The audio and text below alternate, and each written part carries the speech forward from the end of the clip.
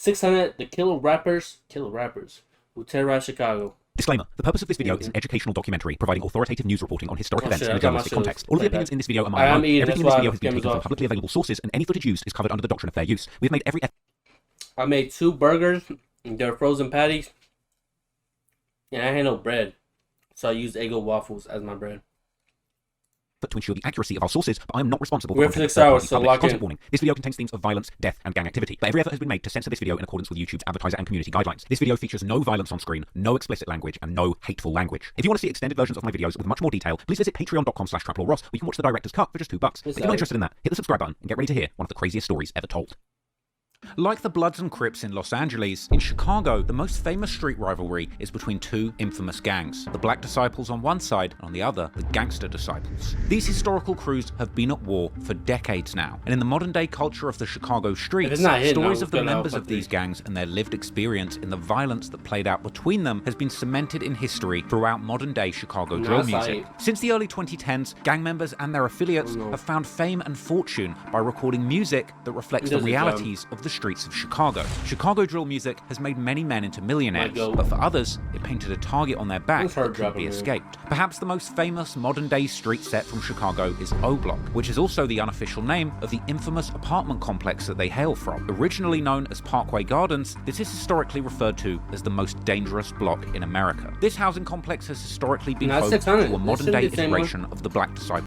Because they got like Rondo on them. Rondo LA on Street Gang, and O Block itself has been made famous by the music of the likes of Chief Keef and King Von, the rappers that hailed from this historic housing development, as well as the O Block 6, a group of members who infamously murdered rival Gangster Disciple rap star FBG Duck in a brazen murder that was documented extensively on surveillance cameras, ultimately seeing all of those members being convicted in a federal court. The music and antics from the Black Disciples hailing from O Block has put the area on the map and solidified the crew as one of the when did they get sentenced in that O Block case? Most famous gang-affiliated areas in Chicago history. But there's another group of gangsters turned rappers whose impact on drill music is undeniable. Team 600 are considered close friends.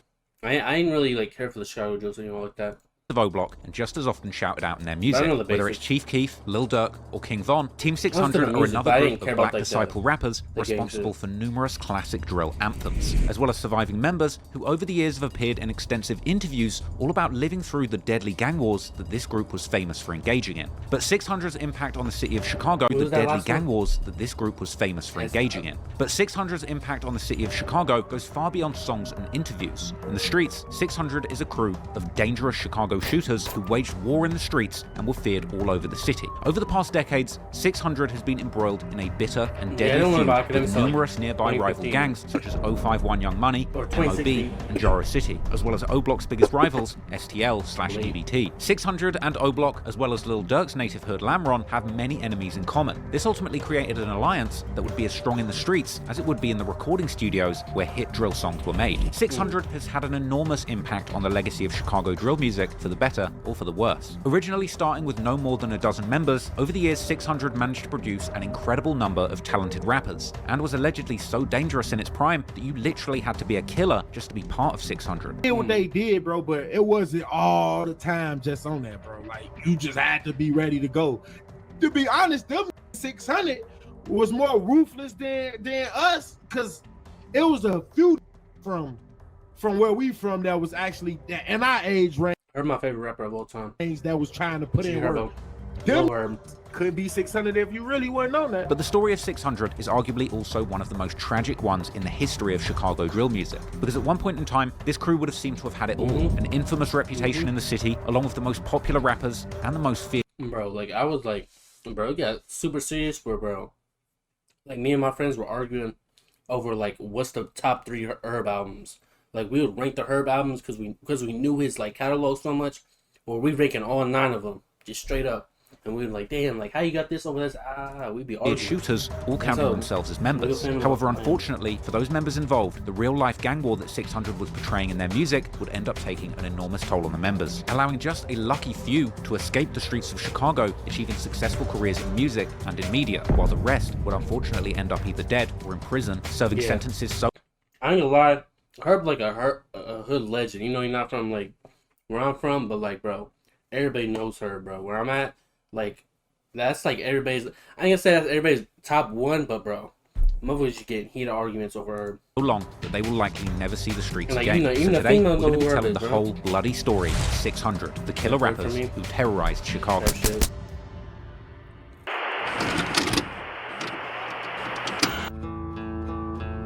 Bad guys are on the loose. Savages everywhere, all up the street, man. Savages.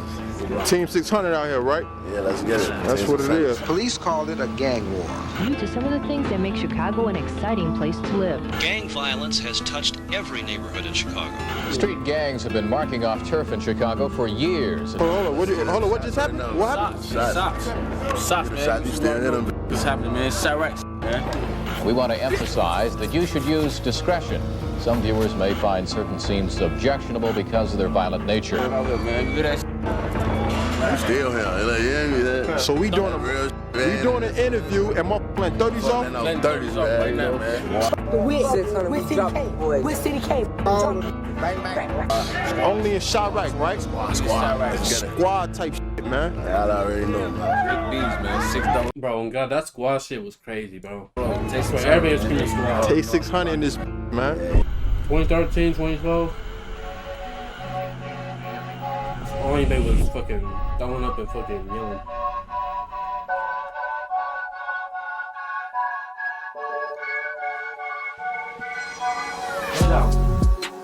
Deep thing block, knowing how we rock. Fat slugs like they came in a milk duds box. Shout out MOB, man. Oh, no, man. You already know, man. We in this. Brick City, man. That's how it's catch some pops on the drive. We gon' drop about like 10, man. 600. They be flexing. The mob is in this field. To be honest, them 600 was more ruthless than us. I like a pole in the cuts. I like a pole, come up. 600, that's a savage squad. You got the roof, you get robbed. L's up for Lil Rob. They took word I be going. Hold it down. Take him on a good seat right there. Pop the hood. Young famous make you famous. We ain't no. Bro, that's a fucking car-based shit, damn. Pop the hood. Young famous make you famous. Yeah, I heard that shit was capped though. I heard that wasn't real though. Bitch, you will put your ass. I couldn't see shit, bro. We still out here, man. When it's cold, man. We out here winning. I could tell Rondo was sitting down and shit, but I was trying to look for the killer. I'm like, bro, I couldn't even tell, bro. 600. Yeah, I kill people. Out here in the field, man. Out here on, you know what it is, man. That shit crazy as fuck, the truth, man. Squad them over there. I don't give a fuck. We out here. 600K, killing them boys. Chill with him.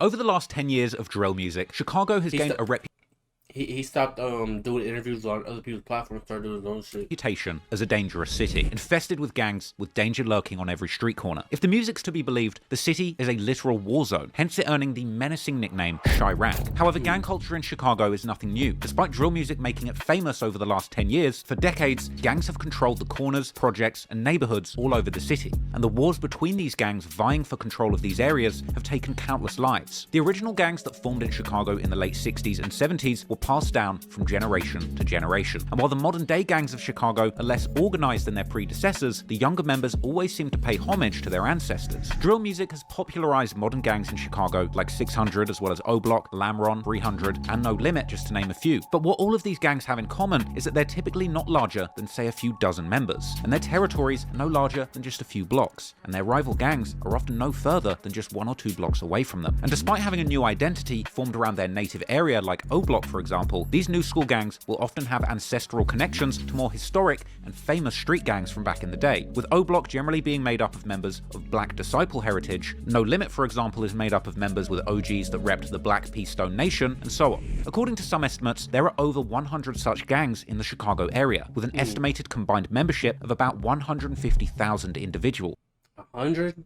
It might be more than that. Which means that over 5% of Chicagoans may actually belong to a gang, and the state of Illinois as a whole has the highest rate of gang membership per capita compared to any other state in America. These factors make the modern-day gang wars of Chicago seem incredibly chaotic and senseless. And ever since 2012, when Chief Keef first brought drill music to the world's attention, Chicago has been a city with the highest number of total homicides in America, as well as having the highest number of homicides per capita amongst the 20 largest cities in America. In fact, Chicago recorded more homicides than New York and Los Angeles combined in the years between 2016 and 2018. But while the violence has arguably always been a part of Chicago, the gangs weren't always this fractured. During the late 50s to the early 70s, several major African-American-based gangs were founded in Chicago, primarily in the south and west sides of the city, with these gangs standing out as some of the largest and most highly organized gangs in American history. These groups included names like the Black Souls, the Four Corner Hustlers, the New Breeds, and the Vice Lords, all of whom operated particularly on the west side of the city, and the Black Disciples, Gangster Disciples, Black P-Stones, and Mickey Cobras, who were all primarily on the south side.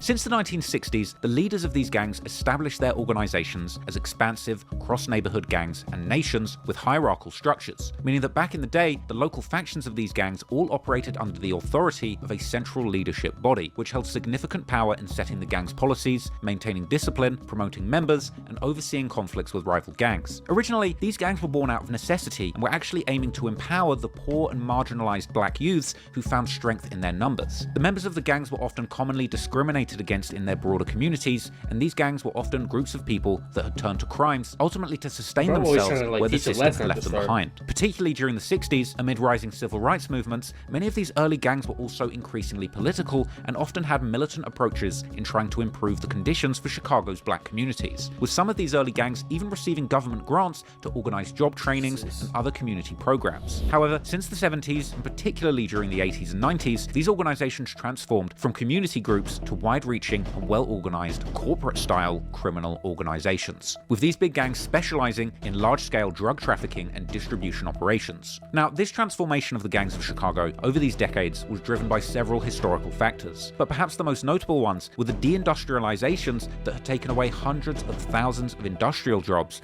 from Chicago's black and working class communities between the 70s and the 90s. This led to the so-called white flight, where many white Chicago residents moved away from the south and west side neighborhoods between the 1950s and 1970s to suburbs on the outskirts of the city. This ultimately led to many of these gangs taking a grip of these predominantly black neighborhoods, with their control growing like never before. And this was further accelerated by the building of numerous extremely large public housing projects by the Chicago Housing Authority. Developments such as the Robert Taylor homes on the south side and the Cabrini Green homes in the north, these buildings provided the gangs with the perfect headquarters from where they could handle their operations, with many of them controlling them with an iron fist, even going as far as to commonly keep snipers on the roofs of these buildings to protect the operations from rival gangs and the police. And lastly, to make matters even worse, throughout the 1980s and 1990s, we would see the nationwide crack epidemic tearing through these black communities enabled by these well-organized gangs. Actually arrived in Chicago slightly later than other large cities in America, but when it did come, it eventually brought an influx of demand to illegal drug markets. This created enormous profits for these well-organized gangs, allowing them to expand and strengthen their operations. This also led to violence among the gangs of this time, with these gangs battling it out in war of the streets to determine who would dominate these growing illegal drug markets. And this war was reflected in record-breaking homicide rates in Chicago between the 1970s and 1990s, which ultimately culminated to an all-time high in the early 90s of about 33 homicides per 100,000 people. At the time, it seemed that there was really no stopping these gangs as they grew and they spread out to many other Midwest and East Coast cities, infiltrating their black markets and spreading violence and devastation in their wake. But then something began happening at the turn of the millennium, and after decades of remarkable resilience, during the 2000s, these large and well-organized corporate-style gangs suddenly began breaking down incredibly quickly. Dr. Roberto Asfalm has actually studied the reasons behind this breakdown, listing three key developments. Firstly, while many of the gang leaders had been locked up in Illinois state prisons since the 1970s, this had arguably even strengthened their organizations, as gang representation in prisons actually allowed them the perfect environment for recruiting as well as forming contacts with other gangs, leading to large multi-gang alliances such as the Folk and People Nations. However, during the 1990s and 2000s, federal authorities began increasingly targeting these gangs, leading to numerous large-scale and high-profile indictments that sent top gang leaders to federal prisons where they had a much harder time maintaining the control of their organizations. This would cause a crisis of leadership leadership amongst the gang members that were left in the streets. And to this day, two of the most infamous gang leaders, Larry Hoover of the Gangster Disciples and Jeff Fort of the Black Peace Stones, remain incarcerated, being held at the infamous ADX Florence Supermax prison under brutal conditions with minimal human contact. And this just goes to show you how serious the authorities were about making examples of the people who founded and led America's most infamous gangs. But it wasn't just locking up the leaders that led to the collapse of the well-organized gangs of Chicago. Secondly, in the year 2000, the Chicago Housing Authority began a project titled the Plan for Transformation. This plan called for the demolition of almost all of the large public housing projects in Chicago, which had served as the primary locations for the city's most profitable and strategically protected drug marketplaces. And by the end of the 2000s, almost all of these projects had been demolished and the former residents from them were completely displaced and spread out between various different neighborhoods. This disrupted the established gang territories and unsettled their long-standing order, as members of different gangs were now suddenly living in the same neighborhoods. These demolitions would also take down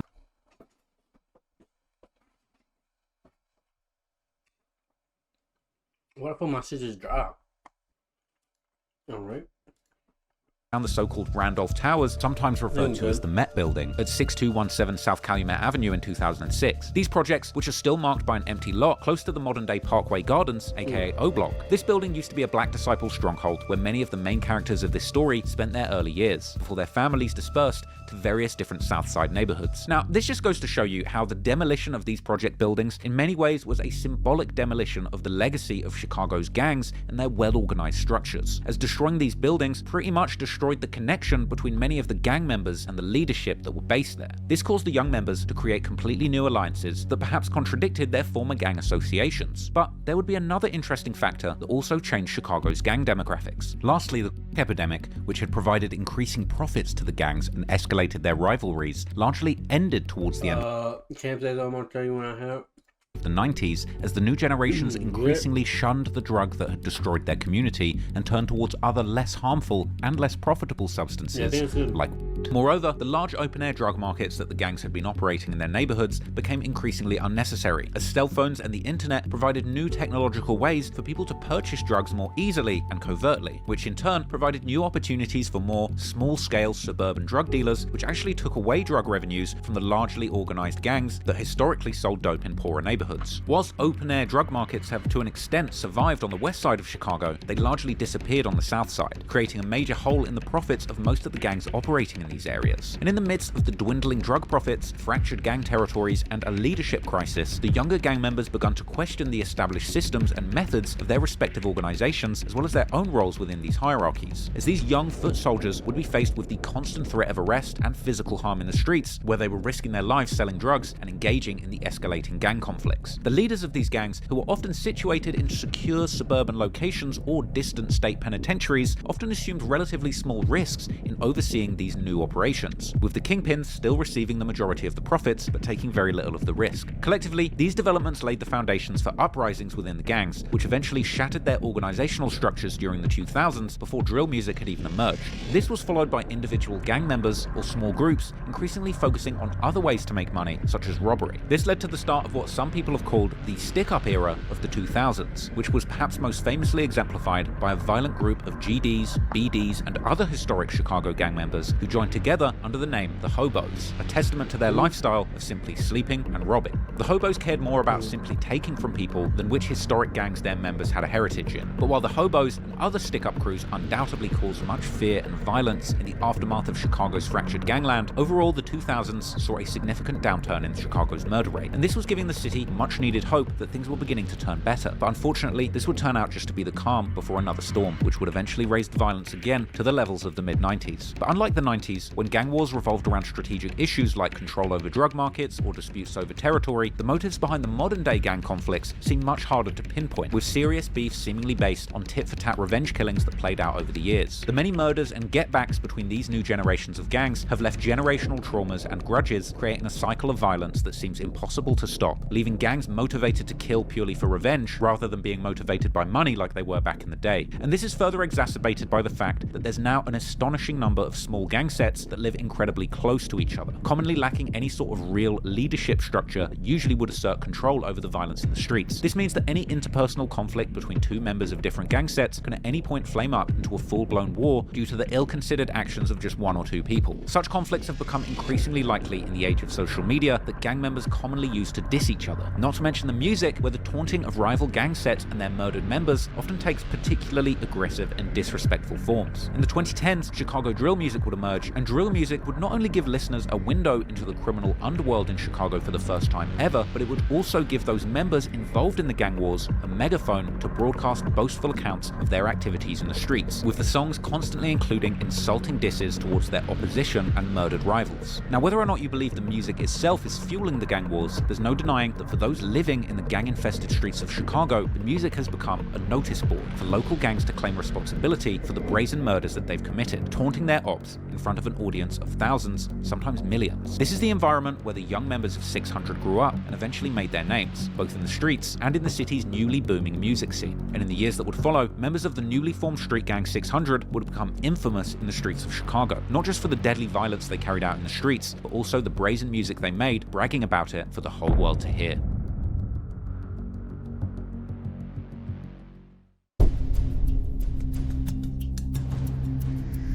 600's hood is located in the southwest corner of Washington Park and is part of the Washington Park neighborhood. More specifically, they roughly claim the area between 59th and 61st Street and between King Drive and Indiana Avenue, with some of their main hangouts having been around the corners of 60th and King Drive, 60th and Indiana, and 59th and Calumet Avenue. The name 600 derives from a few things, the main one being that the numbered streets in Chicago's south side are often used by gang sets to represent themselves by adding a 0 in front or at the end of the number. 600's main street is the 60th Street, with members referring to themselves as 600 or 060. That's what it is. Now, when you say 600, what that exactly stand for, man? 600, like, you know what I'm saying? The 600 is a block on front, you know? You know what I'm saying? 60 of man, 060, 600, rear range, you know what I'm saying? 600, man, you know, it's just 600, 600. However, the name can also be seen to have other associations. Who decided, like, all right, we're gonna call it 600? So I ain't even gonna be fake. How I know it, bro, like, the day that I seen E-Day first said the word 600 out his mouth, folks in the Rondo, the whole sick folk, Mimo, I think Mimo was with them. Yeah, it was bro, they was walking, coming from Prairie, and it looked like it was about 100 of they little ass, bro, on folks and them. So we like, who the f***? Then I started seeing faces of the big guys, like Mimo age. So oh, that's for that. He didn't get that. Yeah, that's less 600. We 600 deep. We woo. It's also worth mentioning that 600 has a close relationship with the Lamron set from Inglewood, which is about 1.5 miles southwest from their block. Lamron are best known for the famous rappers that hail, which is about 1.5 Oh, 36-minute walk. I thought it was a drive for 36 minutes. I'm like, miles southwest from their block. Lamron are best known for the famous rappers that hail from there, Lil Durk and Lil Reese. And Lamron is actually known to rep the number 300, with 3 being a significant number for black disciples, which both Lamron and 600 primarily are. The name 600 is quite literally 300 twice, as Chief Keef would rap in his 2013 song Nice, where he claimed affiliation with both Lamron and 600. That's also how 600 rapper E-Day would rep his hood in the infamous drill classic War. But before fans of drill music came to know 600 in the early 2010s, that neighborhood and the gang set that ran those streets was commonly known as Brick City, with the name actually being inspired by the brick paved alleyways that can be seen in the area. The bricks is the 59th, you know what I'm saying? So it's like Brick City, if you came in our hood, it's like the alley is like bricks, like real bricks, not even like cement, bricks in our alley. So like, Fun was on some Brick City, and when we was like the younger version of Brick City. The back of our eye, so you know how the old town roads used to be bricks. Pavements. They they just changed it literally like a few months ago, bro. Our whole alley from 59th all the way to 58th was like that still, you know what I'm saying? Yeah. So that's how they Brick City type. And then we got to give a props to our females started our for real. They used to walk block to block and beat the out of people, beat up and everything. Brick City, and now it's coming looking for us, and we don't even know what's going on. Like that's really start cracking in our. Bro, I hate it was going on with us fighting, but yeah, we was Brick City, bro. Now, the members of Brick City were a mixture of GDs and BDs, which was somewhat common for sets during the years following the demolition of the large project buildings that forced many gang members to move to new neighborhoods, which would place BDs and GDs side by side in the same streets. Was Brick City originally GDs? Originally GDs, it's a lot of the older guys who was GDs. I'll say that, because now you can't say that, because a lot of them come from 59, come from the 6217 building, Calumet, you know, from the projects, and that was a BD building. So it was mixed. It's like our neighborhood though. It's like one of the only neighborhoods in our area that's got more than one gang. Where I come from is GDs and BDs. We might got some stones over here. Apparently the members of Brick City would often go and hang around the 61st Street where their hood borders with the hood of another set called Front Street, which at the time was actually known as Dipset, taking its name from the legendary 2000s rap group from New York called Dipset or the Diplomats. Back then, before all this 600 got made, it was just everybody hanging on Front Street for real, like what used to be called Dipset. It was all us running through that, and then we all made our own ways to hoods that's right next to each other. Front Street, aka Dipset, is perhaps best known for the drill legend Fredo Santana, who was also a close associate of 600. Where's TV, man? This Dipset, 51st and Chicago. You know, 61 Dipset. You know, we out here. The original Santana from Chicago, you feel me? Yeah. In fact, Fredo Santana's artist name was also inspired by the rapper Joel Santana from Dipset, who also inspired Fredo's habit of rocking bandanas, with him sometimes being referred to by the nickname of Bandana. Now, Brick City... That might be the first time I've ever seen anybody from Chicago take shit from New York. And later 600 was also seemingly close with the nearby Black Disciple gang set O-Block from the nearby Parkway Gardens projects, which is less than a mile from 600's hood. Now, court documents from the murder trial of FBG Duck would actually reveal that the affiliation between O-Block and Brick City, or 600 as it was somewhat prematurely labelled in court documents, might actually go back as far as 2007. At the time, O-Block was still known as Wick City, WIC meaning wild, insane and crazy, with the letter I multiplied 3 times to highlight their identity as Black Disciples. Now, this old poster from around 2011 would actually showcase the alliance between Brick City and Wick City, with it including many names of Brick City members who would later form 600. This includes guys like E-Day, C-Day, Domo, Lil Boo, Booker, Inky D, Manny, Davon, who would later become known as D-Thang, as well as Stello and Young F, aka Young Famous. The poster also mentions Keef, as in Chief Keef, who was indeed seemingly close with Brick City members even before 600 was formed. And this can even be heard in his 2010 song, My Partner Dem, where a young Chief Keef actually shouts out numerous sets that he was affiliated with, including Brick City. In an old video, Chief Keef can even be seen filming himself while walking in the streets with Brick City members rolling through their hood. Now, this poster also mentions a group called the Bezel Boys. This was a rap crew from Brick City who were actually the precursors to the numerous rappers that 600 would eventually produce, with this group being made up of Young Famous, Huncho Hudo, and Chief Rio, who would all later go on to rep 600. Now, unfortunately, most of their old songs and music videos have seemingly been scraped from the internet, except some of their really early collaborations with Chief Keef. But even before the Bezel Boys were seemingly officially formed, they and other Brick City members were already repping their set in songs, like in this 2009 Soulja Boy's Turn My Swag On remix by Young Famous, Huncho Hudo, and E-Day. But Brick City seemingly also had many enemies. In fact, before Lil Durk and Lamron would become close with members from 600, Lamron was seemingly having a beef with Brick City, as Lil Durk would diss them on his 2009 song R.I.P. Mo. In another example of Brick City's beefs, at the beginning of one of the early music videos of rapper FBG Duck, who rep the set STL, and are allied with another crew called EBT, with their combined name STL-EBT standing for St. Lawrence and Eberhard Avenues that run along 63rd near O-Block. On this song, Duck and his friends can be heard dissing Brick City whilst repping another set from the area called MOB, who have had a long-standing beef with Brick City and later on 600. Shout out MOB, man. What for, man? Y'all already know, man. We in this man. They drilling Brick City, man. That's how I'm gonna start doing it, Bricks, man. Shout out MOB. Crazy, man. Shout out to Crazy, man. Shout out on top. Also in 2011, a classic piece of drill culture was recorded when members of STL-EBT, together with members of other sets like Gyro City, another nearby gang who have also had a long-standing beef with Brick City and 600, would film themselves mobbing through the neighborhood. There we go. We out here, man. We out here, Stu.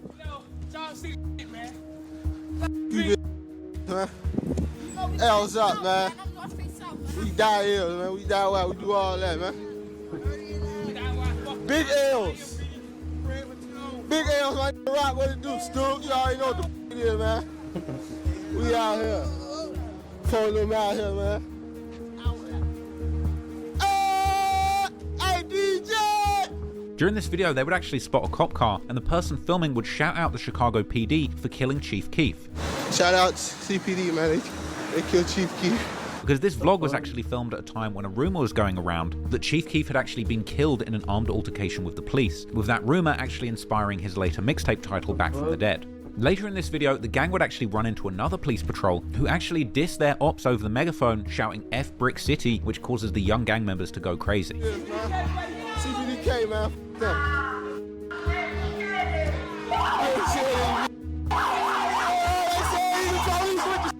They said Brick City, they with the Brick City. We out here, Now this video goes to show you just how deeply invested the local police are in the local gang politics. Eventually, coming into the 2010s, there begun to also be other gangs that youth from the area would begin to rep. The younger guys from Brick City's hood would begin to create their own little cliques around middle school age. One such clique would seemingly be called Bang City, using the same BC initials as Brick City. The guys from the area would also use the initials BCMG for Bang City Money Gang, and some of the older guys would even make and post music under the BCMG name around 2010, with Tay 600 suggesting that they could have been going as early as 2009. But in the early 2010s, there was also another, much more serious set that began forming in the neighborhood, 600. As early member Tay 600 will tell the story, 600 actually got started due to some of the youngsters not feeling respected by the Brick City's older members, making them want to be their own bosses. Particularly one of them, who had older brothers in Brick City, would turn out to have the experience and leadership qualities needed to form his own set in the streets. That young man was Devon, aka D-Thang. It came to a point where, you know, D-Thang was really on his, he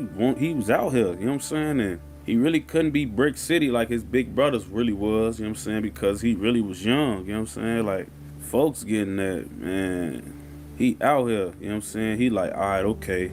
Folks really came out and started trying to put his own shit together, folks. D-Thang used to be a who, like I said, he led by example. Like, that's what I fell in love with about D-Thang, man. I feel like he was never a who would steer his in the wrong way. He'd never, like, try to then we 30 minutes in. Nothing that he wouldn't do type. It's both of the way through this shit. That's some shit that everybody was able to get behind, or just I feel like everybody was able to get behind, but that really resonated with me. D-Thang was like a triple threat, man. Like anything he put his mind to, you know what I'm saying? Like anything he tried to put his mind to, he was good at. Hooping, football, getting bitches, shooting at ops. Like, it's just anything he wanted to do, man. Like, bro, the whole package, you 9 over of. Doing it at the best it could be done on phone, like, at the highest level. Was doing D-Thang was really, like, not Dirk brother, our D-Thang. But, all right, that's a good thing that you said that. Because back in the day, I always used to get D-Thang, Dirk brother, and y'all D-Thang confused. Because everybody used to, on the internet, there's a lot of videos. And now we got a Bronx D-Thang, too. Even more confusing. Yeah, so everybody get their names from the right. Who was D-Thang to y'all? Because it seemed like D-Thang and Lil Boo get like a lot of respect. So it's different because D-Thang technically died in my arms, so it's different with me, bro. That's my real brother. Like, we used to go to parties and dance with the take our shirt off and be rolling and freaking on and probably like that's my real brother. Like, besides the savage he did, like Shorty was really like that, to sleep under a motherfucking porch and knock you down type. Like, he was one of them faces, savage, heinous, like, but you would never look at him and think that, because he, feel me, that he a good-hearted, but for the that we had going on, he live and died at 600. And you feel me, we gotta always get 3 times that's his D-Thang 3 times, bro. We gotta give him his props. His brother M-Thang, his brother Trigger, his brother Damo, his brother.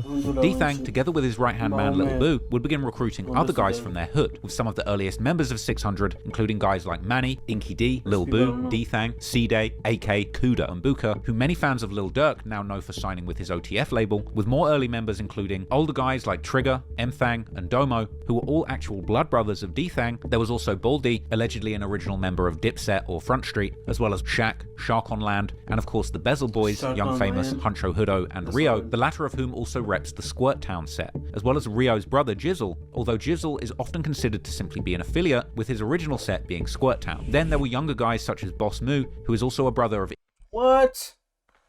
What is he? Affiliate, with his original set being Squirt Town. Then there were Squirt Town.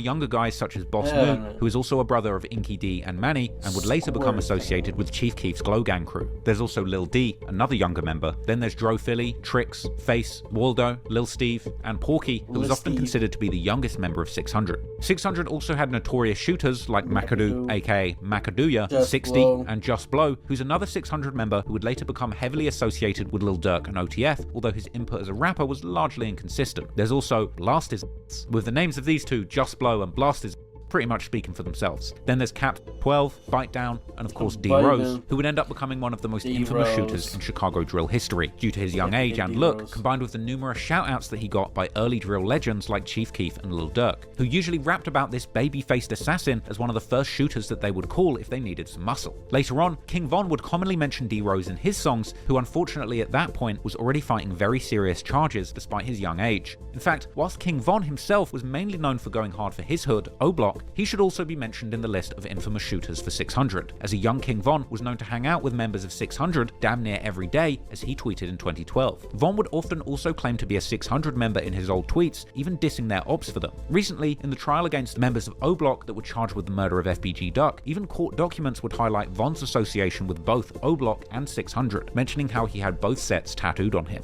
And lastly, while many in 600 have dabbled with rapping, there would be certain rappers who would end up making the Team 600 one of the biggest things to ever come out of the early drill scene, including one of the early pioneers of drill music, E-Day, who was arguably not only amongst the first ever drill rappers, but who also specifically took dissing and disrespecting his ops to whole new levels with songs like War that he released in 2014.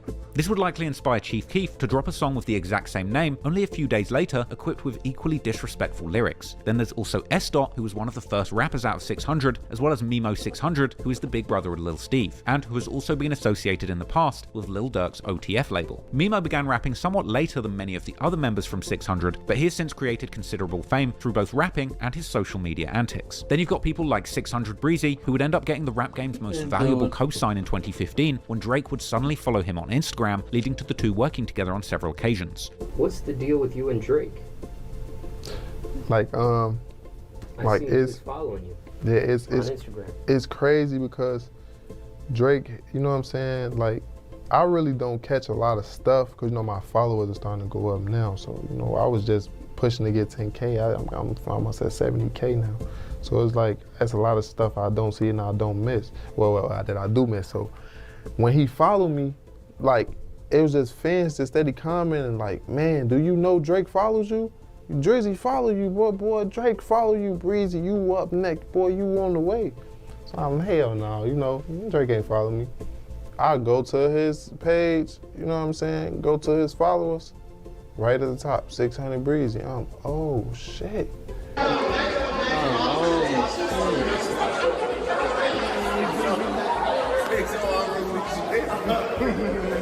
Last but certainly not least, there are the young'uns, who together would arguably go the hardest to rep Team 600, both in the booth and in the streets. This includes Tay 600, who nowadays goes by Tay Capone, as well as C-Day, who's just as well known for being a rapper as well as being a shooter in the streets, and that also goes for Rondo number 9, as well as LA Capone, who was commonly seen as one of the most charismatic and promising talents to ever rise from the Chicago drill scene. Lastly, as an honorable mention, it's hard to talk about the rappers repping 600 without mentioning perhaps the most important person in the history of drill music, Chief Keef. While Keef has been more closely associated with O-Block, where his mother lived, and Front Street, where his grandmother lived, he was also known to often move around Lamron and 600 and would heavily rep all of these hoods in his early music. Chief Keef would also be rapping one of 600's very first music videos with E-Day and S.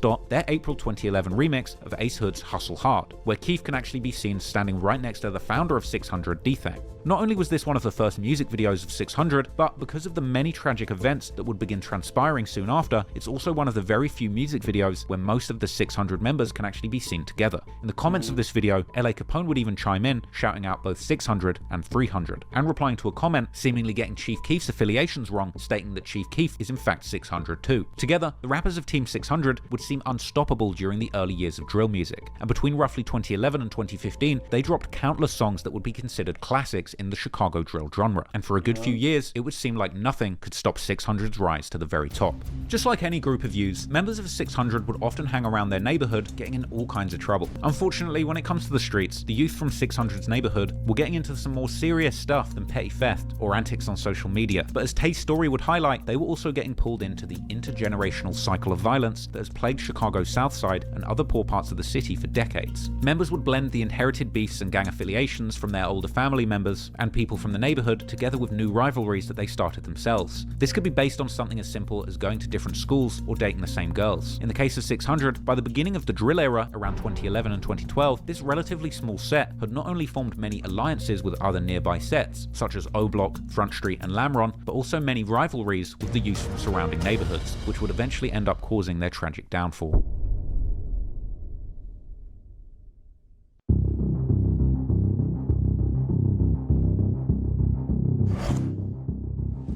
When it comes to their opposition, members of 600 often mention a set called MOB as one of the earliest and biggest rivalries, going all the way back to when 600 was mainly going by the name Brick City. Shout out MOB, man. Brick City, man. That's how I'm gonna start. MOB, which means Mind on Business, was a gang hailing from around 59th Street, particularly around 59th and Wabash and 59th and Michigan. What's up, man? This is the man, MOB, man. I'm fooling right here under 59th, man. Right here. However, their turf would range from roughly 59th or 60th to 57th or 56th. MOB, man, we from 59 to 57, man. 56 and Wabash, man. The brother got locked up over here, man. Free Montana, man. The whole block record, catch me in 057 with the red shit. Nowadays, the younger generation is known to hang around the 56th Street, sometimes also going by the name 6 Block or Scrap Gang. Known best by the rapper Lil Mo, who has raked in millions of views on his music videos in recent years. You from the south side of Chicago? Yeah, I'm from 56 in Michigan. That's what you call MOB? Yeah, MOB Scrap Gang. MOB members mainly claim Gangster Disciples and are allied with other GD sets that dominate the area, such as STL, EBT, Geo Drive, and Brick Squad, as well as Jaro City, which is more of a mixed gang set. To signify their alliance with the wider Gangster Disciples, MOB members commonly throw up the rakes, which signal the GD pitchfork symbol. They also commonly crack trays, showing 3 fingers cracked in half as a sign of disrespect to black disciples, who tend to throw up the tray or 3, or the gates, to show their status as BDs. MOB were also close with another set called 051 Young Money from the east side of Washington Park, who are mainly of Mickey Cobra heritage. Besides 600 and Brick City, MOB are also ops, with many of 600's allies such as Front Street, O Block, Lamron 300, and THF 46. Shout out to them from Brick Squad. Shout out LBG. Shout out LBG. I f them too. Double O. Shout out Double O. Brick Squad. Shout out Double O. Shout out Duck. Shout out Duck Double O. Motherfucking Lil Mister. Motherfucking Swag. I f with Swag. MOB, that's a must. I'm fortunate to MOB, that's a must. And my Rico, I can't forget my homie Rico. My homie going crazy. Wise up for Brick Squad. Going world style and type of Rico Reckless. We out here. BDK the movement. I made that like I'm JoJo. Oh, gee. BDK, man. 600K, man. Cracking trays, dropping nails. Shout out to Brick Squad D Block. What's up? STL, what up? Throw up your L's, man. That L's too, man. She don't even know what's going on, but it's real. Gotta get the ops on camera, man. Gotta get this. Hey, we back on the block. Where Deucey go? He my big cracking trays, man. How you went that way? You already know. That L's to Lamron, man. BDK, man. Fuck them wise, man. We out here, man. STL, MOB, we out here. Hey, man, ain't shit, man. Like that, man. Wait, man.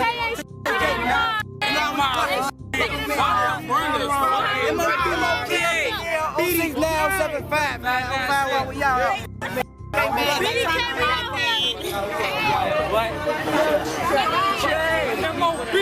2 police. Ain't nothing bigger than a bomb, man.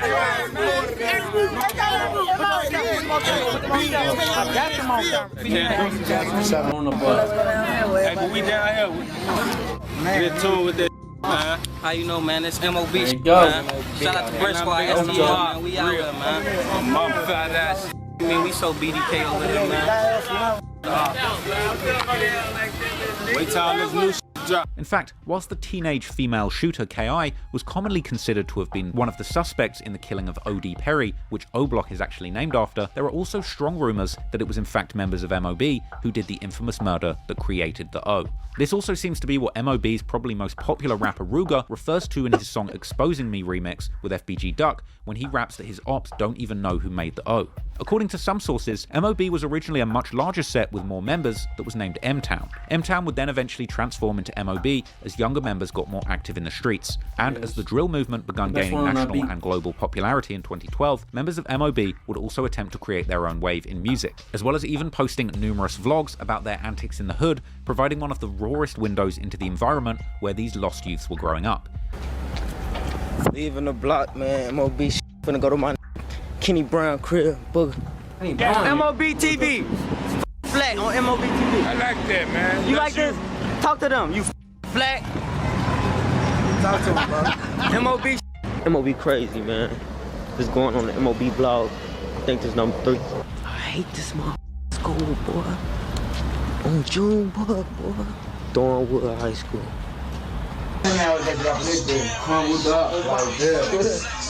Coming in, dude. Squad, man. MOB.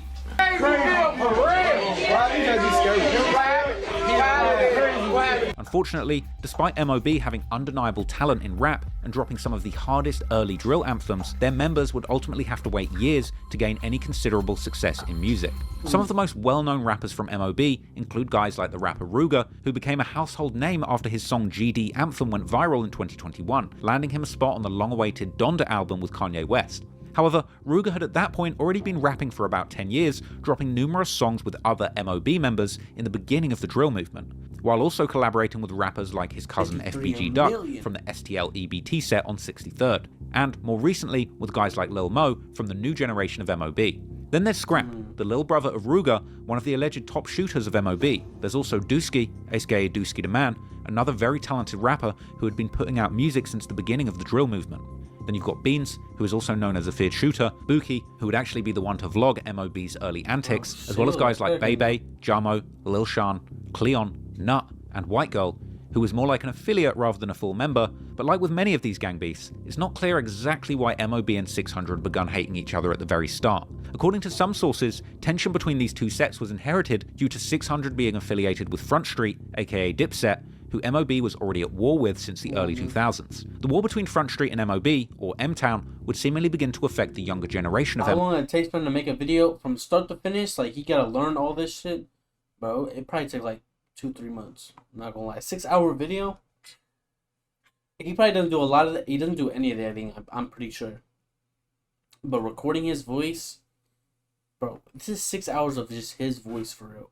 Probably like maybe 10 minutes of like clips and shit, but that's damn near 6 hours of just his voice, bro.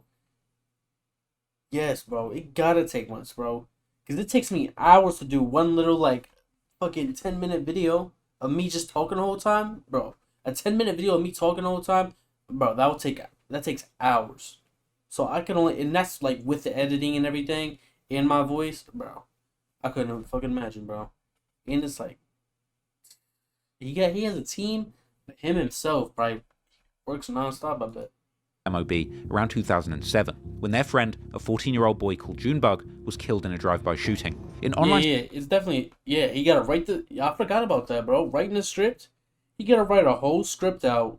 You gotta do the research, write the script out, and then have people edit it. Like, bro, that takes so fucking long, bro. I'm telling you, bro. And speculation, this murder has been pinned on several different sets, one of those being of MOB around 2007, when their friend, a 14-year-old boy called Junebug, was killed in a drive-by shooting. In online speculation, this murder has been pinned on several different sets, one of those being Front Street. According to these rumors, Baldy, who would eventually become heavily affiliated with both Front Street and 600, was involved in the murder.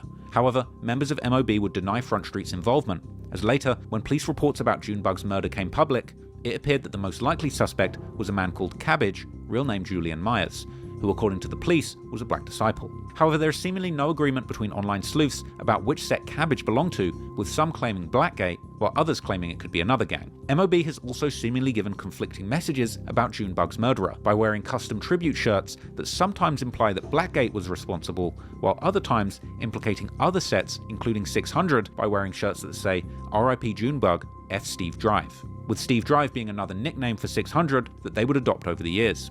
In fact, in King Von's music video for the song War With Us, a 600 member Cap 12 can even be seen wearing a headband that says F Junebug. However, other sources like to point out that when 600 was first formed, many of the members were as young as 13, and some were at this point actually friends with the younger MOB members. I seen in an interview you had mentioned that a lot of your ops you used to be friends with when you were kids. How old were you when you met Scrap? Scrap? Oh, Scrap from MOB. Man, I was young as hell, man. Me and Scrap was probably like, man, I would say, how old you is when you were in like 5th or 4th grade? Is that like 10? Yeah, cause Scrap, then that's why I be saying this is what was preparing me for gang. Like, I was going to school, and matter of fact, this before then, that was before even that. But like me and Scrap, we just met because, like I said, a lot of the odds before we was actually in tour with them. We just used to like, well, how can I say, like we used to go to a lot of functions with them. Like we had this place called the Center. It was a Boys and Girls Club, and they was like going too. Some of the 600 members were even originally affiliated with members from MOB. For example, as MOB members have often pointed out, McAdoo went to school with them despite being from 600's hood. And according to MOB members, he actually used to be a GD before flipping to be a BD and joining 600. Whoa. According to Tay 600, the friction between MOB and 600 began as a rather harmless rivalry between their schools, but then slowly evolved into a full-blown war. And like, this was like my homie Mac, he was going to school with them, they was all going to Carter, which was a school that as we got a little older, my school and his school was in tour with each other. Like we would do school fights and shit like that. Mac, like I told you, he our homie from my way, but he was going to school with them. And it was like, the tension was slowly but surely building. You feel me? It was slowly but surely building to the point where we like steady telling Mac, like, bro, it's finna get to a point where it's about to be us or them with you. You know what I'm saying? Some Chiracologists have even claimed that it was McAdoo who started the war by shooting up a party where MOB members were present. Another version of the events has been told by the father of Scrap and Ruger, Big Les, who said in a 16-shot interview that the war actually kicked off due to Scrap getting into a fight with Bite Down. And Brick told me this before he died. And he said, Les, he said, cuz, I told Zach TV how that war really kicked off with us and 600 and them. And he said he didn't put that part out. But he said that war really kicked off when my son Scrap with 600 and all them. That's how it really kicked off. You know what I'm saying? Yeah. So I was there. I saw all that. You know what I'm saying? Yeah. And like I said, this would probably Tay got everything mixed up at is when my son got into a Bite Down from 600. And they had a fight, so he come in the house. And when he come in the house, he had a little scar on his face. So I said, what's wrong with you? I was about to leave. Yo, man, I just got into a Bite Down, and at the Center, they used to play ball on 62nd and Wabash. So I said, what? So I said, what McAville was that? Now, McAville 600. Now, this my son homie, supposed to be his homie. Yeah. Like, best friend, like they supposed to be, you know. And I said, well, yeah, he across the street. So I go across the street and there's a bunch of them over there. Tay probably was over there. So when I went over there, I said to McAville, what happened, McAville? You let them try to jump on Brian? He, oh no, Pops, wasn't nothing I can do. But Brian at 14, when you went to the same school he went to, Carter. You used to hang with Brian. You slept in my house. You hung with Brian. So when y'all all in the hallway, you weren't even hanging with 600 like that. So he hear you upstairs on the 3rd floor. They getting at you. You know what I'm saying? He run all the way upstairs. He telling people, man, look, if y'all touch him, y'all gotta touch me, man. You feel me? So he stood on that. But, you know, that's just what happened, man. You know, we can't control what our kids do. It was like McAdoo was just like Like, he was just like, he should have been MOB, but whatever happened. He ended up being 600 somehow. Like, it shouldn't have happened, but it happened. Most likely, the real reason for the war is somewhere in between the inherited beefs from the older members and affiliates, as well as the interpersonal conflicts that escalated throughout the years. Anyway, MOB are far from the only enemies of 600. 600's other major rivalry was arguably with the gang 051 Young Money. However, unlike MOB and most other rival as well as affiliate sets of 600, 051 Young Money doesn't hail from either Washington Park or the Woodlawn neighborhoods, but is actually entirely on the other side of Washington Park, a neighborhood called Bronzeville, which in Chicago is better known as the Low End. Named after the lower number of streets and the lowly status of the area in the past, when it was filled with the enormous public housing projects, such as the infamous Robert Taylor homes, 051 Young Money is roughly between the 51st and 48th streets from Ellis Avenue to Forestville Avenue, with their main spot being around the 51st and Cottage Grove area, particularly the shopping plaza there, where many of their members could often be seen hanging out on social media. 051 Young Money, often called simply 051 or Young Money, allegedly got started in the late 2000s, coinciding with the death of a young man from the area called Zico, real name Isaiah Walker. They call me Lil Zico, everybody know me. I ain't never shot a gun, but I stay with the heat. Zico was tragically shot in 2008 by a young man named Aki Walton, who was affiliated with the nearby BD set 46 Terror that would later become known as THF 46, a set that also has very close ties with 600. No, it ain't started yet. No, there you go, right there. Go ahead. 46 Tower, man. Check it out. Get your 46 Tower, man. Off 43rd, man. Young Money, man. Young Money. Killer ball, out. Everybody, man. We 46 to the dirt. Oh, we die 5, yeah. We die 5 in this, man.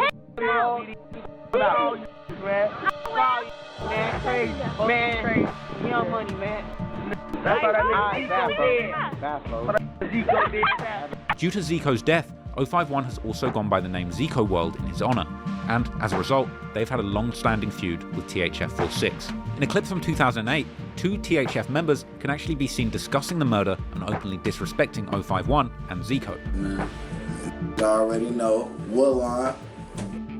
Yeah, I don't know if we can do that, bro. Young Money to Zico. Zico, Shawty, man. Shawty gone. Folks got him up out of there, man. This ain't no damn Zico real, man. I'll give it a couple hours, though. This Wall Hood, man, and Codtown, and Keep Zone.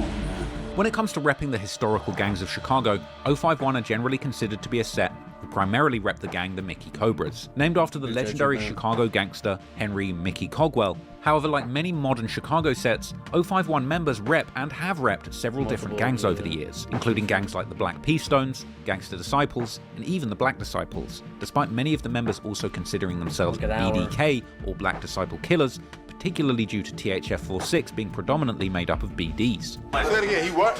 One of the most reckless BDs out here. But I'm BDK, but he BDK. Hold on, don't go nowhere. That's my right hand. Tower shit. Hold on. No. Right across street from the little bro. Reckless BD. BDK. Moreover, despite 051 being a majority Mickey Cobras, they also identify as MCK or Mickey Cobra Killers due to the fact that THF 46 also has many members that rep that gang. Due to these complex affiliations and rivalries, 051 are generally considered to be so-called renegade Mickey Cobras, GDs, BDs, and P-Stones, meaning that they consider themselves separate from any larger alliances with these gangs and will go to war with anyone, even people that rep those same gangs as them. 051 members are also known to throw up a Y to signify the Young Money part of their set, which to the average observer looks like the devil-horned hand sign popularized by heavy metal groups, but with the knuckles face forwards instead of the palm. Their ops, on the other hand, would often drop the Y, doing that sign upside down and saying Die Y to disrespect members of Young Money. However, some of these ops may also be affiliated with other sets that throw up the Y, such as the set TYMB, who also throw up the Y. Sometimes you might even have people in the very same picture both throwing up the Y and dropping the Y. And 051's ops might also drop the 5 by holding 5 fingers down, which can be seen as a disrespect towards the 5 in 051, as well as the Mickey Cobras, who actually belong to the People's Nation Gang Alliance, which is represented by a 5-point star. Members of 600 might additionally... He said what? The fucking American to the gang People's organization? Nation Gang Alliance. The People... 5 in 051, as well as the Mickey Cobras, who actually belong to the People's Nation Gang Alliance, which is represented by a 5-point The People's Nation Members of 600 Gang might Alliance. additionally hold up the middle finger, which can be seen to disrespect both Mickey Cobras and 051 specifically, as in 5 and 1. with the number of digits being held up totaling 6 that also represents the 6 from 600. Now 600 members often also say that they're Die 5, another way of showing the same disrespect, although OG 600 member D Rose was apparently originally part of the Folly Boys set, who are also Black P Stones and part of the People Nation. Off the loud, man. Big thing. Off the loud, man. That's some words, man. That's some words. You gotta be shouty, man. Hey. No, man. I'm high as a motherfucker right now, man. Next summer, man, I'll be dread here shouty, man. Period, man. Period, man. Shout out to all my man, 600, man. I'm doing my shit, GDK Craig. GDK to the So they put me in. Look, in my watch. Shout out to Bank City. Hey, look, y'all, look. When I die, put that 6 in my watch, alright? Alright, man. Hell, we Die 5 on here. No, we not. Stop saying that. I'm Die 5. Anyway, some of the most prominent 051 members include Melly, who is considered to be one of the most notorious people in the Chicago drill scene. Allegedly a prolific killer for the gang, he has a rumored body count approaching double digits and is considered the #1 shooter for 051. There's also Lil Mark, who made a name for himself in the early drill scene by releasing several songs and music videos that became drill classics. It's got 6 million views. Deco World and No Competition, which is a remix of Lil Durk's song Competition, as well as also being famous for apparently being the brother of a GD who was infamously killed by the name of Tuka. There's also Driller, who is known as both a rapper and a shooter. Kidda, who was that man fucking Driller, by bro. the name of Tuka. There's also Driller, who is known as both a rapper and a shooter. Kidda, who was known primarily as a shooter, but recently has begun rapping following his release from prison after a lengthy sentence. However, things could have gone very differently for Kiddo, who seemingly in 2010 was planning a rap career under the name Lil 1017, undoubtedly influenced by Gucci Mane and his 1017 Brick Squad crew. Yo. What's good, man? This your boy Lil Kiddo from Lil 1017, man. Hanging out with some friends today, man, since it's 4th of July. But ain't really doing nothing, man. Just go to each other. So, hit me up. Where you from? From Chicago. We call My man's vlogging. So what y'all do for, that's all we doing? We rap, man. So, I'm a rapper from Chicago. Other well-known members include guys like Rose, Boom, and Montana, who have all released numerous songs. There's Aero, Preboy, T-Streets, Polo, Big A, Lil Mick, Rocco, aka Rockhead, Melly's brother, Woo, and Fathead, aka Fats, who can be seen in some of the earliest music videos of 051, before sadly he would become one of the first casualties of this gang war at just age 14. Besides their long-lasting feud with THF 46, 051 Young Money has also beefed some of the other low-end sets like So Icy, which would in 2010 turn into Welch World after the murder of their beloved member Anthony Welch. And this is famously the set that Tay Savage reps. But 051 have also since the early 2010s been beefing with numerous sets from the Washington Park and Woodlawn neighborhoods, particularly Black Disciples, such as Wick City, aka O-Block, and Blackgate, which is a set located less than a mile from 600's hood around the Garfield Boulevard, aka 55th Street and Indiana Avenue. This set, which has in drill culture received relatively little attention beyond just a few rappers like SD from Chief Keef's early Glory Boys movement, got its name from the black gates that surround many of the buildings in Chicago. These beefs with the BDs from further away seemingly stem from 051. Nah, why they all biting down on their lip like that? Having already clicked up with some This dude look fucking scary, bro. You see him in a dark fucking hallway at night. Sets in the area, starting with sets like the Met Boys from the west side of the Washington Park, who also hang along the 51st Street and whose hood is located near Blackgate's hood. The two sets would go under the moniker YMMB, or Young Money Met Boys, and eventually members of 051 would also seemingly become very close with sets like Jaro City, Geo Drive, and MOB, getting them entangled in the gang wars in this area. Now, many think that the direct beef between 051 and 600 began in 2011, after D-Thang shot at 051 members, but the reasons for this are actually unknown. However, what we do know is that eventually things escalated to the point where 051 became one of 600's biggest enemies. But 051 and MOB are far from the only famous gangs that 600 have had beef with. As already mentioned, besides these two sets, MOB and 051 Young Money, 600 has been beefing with several other gang sets from around the Washington Park and Woodlawn areas, including already mentioned sets like Jaro City, SDLEBT, Taekwon World, and Geo Drive. Many of these beefs likely started due to interpersonal or intergenerational feuds between the various members, while also being caused by the BD versus GD gang war that had been brewing in the area for decades. But things would reach boiling point around 2012 after the massive publicity received by the beef between the new Southside rap superstars Lil Durk, Lil Reese, and Chief Keef, and the BD sets that they represented, with then going to war with the up-and-coming GD rapper Lil Jojo from a set called 069 Brick Squad, who actually unified the GD side of the gang war with his BDK or Black Disciple Killer movement, made famous by his song of the same name. The song BDK ultimately brought a lot of negative attention on Jojo, culminating in his tragic murder in 2012. Jojo gave a lot of that was like BDK low-key, or that was like BDK but scared to say it. He gave them a leg to stand on. Like, he made BDs that, I mean GDs or that I didn't even know was with that type of movement come out and be like, yeah, BDK. Like, start finding out who was really BDK after he came out with that, like, damn, you BDK? Damn, what happened? Like, you feel me? Like, we real live. Damn, I just read the title. Derrick Rose paying for Lil Jojo funeral. Like, we real live. They had a whole, bro, yes, Max, no cap. They had a whole BDK Friday movement. They started creating their own lingo. Like, he gave them, like, hope, bro. Like, this is why one thing I say, that's crazy as fuck. I think if JoJo was alive, he would have been Sosa for the ops. He might be Sosa for the ops still right now. You know what I'm saying? As far as like what he meant and the effect that he had on what's going on. You know what I'm saying? Like he might be Chief Keef of the ops. You know what I'm saying? Because he gave them that spark. I ain't gonna lie. I think the Mount Rushmore for Chicago drill would be a whole lot different with LA and Pappy, bro. I think LA and Pappy would have been on that Mount Rushmore, and it would have been way farther than a lot of these drill rappers. I think other than Durk and I think other than Durk, I think LA and Pappy would have went farther. He gave them that hope. He gave them farther every than her piece of energy that they needed to really compete with us. He was giving it to them. He was giving it to the ops. Like, we don't gotta click. We don't gotta be scared to beef with these. My drill, much more Chief Keef, Herb, damn, it's hard, bro. Cause I don't know where to put Von and Duck. Cause like you would assume Durk, someone like Loveful, I fuck with a lot, but he not no shit.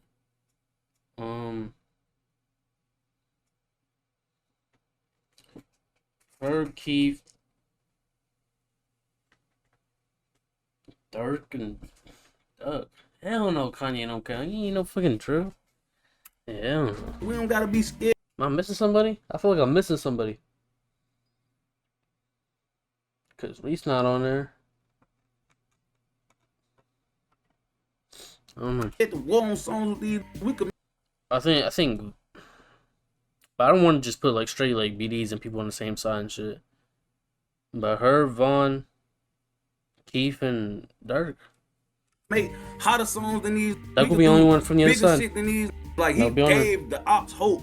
However, Brick Squad, or JoJo World as it became known after his death, is actually not located in Washington Park or Woodlawn, but over 2 miles southwest from 600's hood in the infamous Inglewood neighborhood, more specifically around 69th Street and Eggleston Avenue, where one of the reportedly worst high schools in America, the notorious Robeson High School, used to be, before it was finally closed in 2018. Now, as I've discussed in depth in my Gangs of Chicago series, the beef between 600 and Brick Squad stems from Brick Squad having a long-lasting feud with the nearby BD set Lamron, that Lil Durk and Lil Reese belong to. Chicago Joe like Chill many is of the like, modern Chicago sets like that have members that rep several rappers, different songs? historical gangs, despite popularizing the BDK movement, Brick Squad has had some BD members too, as well as members claiming several other historical gangs. In fact, Brick Squad identifies as a so-called insane set, particularly insane GDs, which generally means they aren't opposed to going to war with other GDs too. With all of this just going to show you how confusing the modern gang alliances in Chicago can really be. Jaro City is another set that's beefing with 600, who have a complex makeup, but have still been largely unified behind the BDK movement. Now, the name Jaro honors their member who was killed in 2005, real name Jarvis Smith, before uniting under the name Jaro City, this hood having several smaller sets such as ABM, COB, BSG, Darkside, and Outlaws. These sets were made up of both GDs and BDs, with some of the sets repping one or the other, whilst others having members from both. Jaro City is also close to a set called No Law or Chieftown, who are primarily Black P Stones. Therefore, there are also Jaro City members who rep Stones. Now, some of the most known and important people to come out of Jaro City for this story are Dome, who was an older and well-respected member in the streets, Tutu, a younger generation shooter, everyone's favourite new Chiracian, the Whoop Man himself, FYBJ Main, and if you did your homework, you would know that he was in fact originally a BD, hailing from the Randolph Towers, also known as the Castle, an infamous BD stronghold where many of the 600 members also grew up in their first years before it was demolished.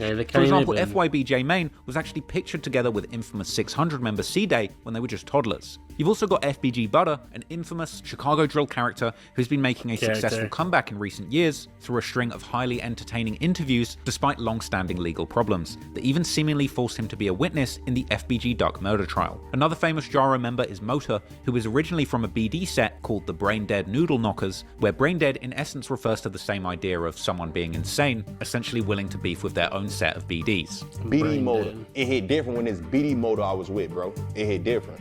So now we in the club, bro, on phone up doing us on phone up. Mota in there, throwing up the trays. Do your homework on throwing up the trays with one hand and cracking them with the other, like this. It hit different. What does that mean? That mean you BD, but you BDK, bro. It hit different, bro. This term was actually used in early drill culture, popularized particularly by Chief Keef's Glow Gang member Trey Savage, who belonged to a brain dead set called MTV 079. As explained by FYBJ Main, Mota used to in fact hang out with guys like Lil Durk before the gang war popped off, when he actually ended up taking the opposite side. Last time I seen Lil Durk, folk, Lil Durk was with Mota, bro. Long live Gyro City Mota, bro. It hit different when Durk was with Gyro City Mota. You've also got Booby, who was a well-known girl in the Washington Park and Woodlawn area. Although Booby was affiliated with Gyro City, it didn't stop guys from rival sets getting romantic with her, particularly Lil Boo from 600. Booby was well-liked all around the Woodlawn and Washington Park neighborhoods, but she also had many enemies, and she was considered to be somebody who would apparently set up ops for Gyro City.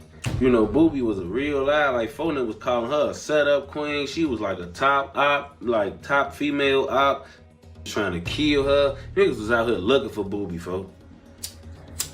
And we steady telling Blue Boo slow ass, like, folks, you want to be with her when looking for her, find her, folks?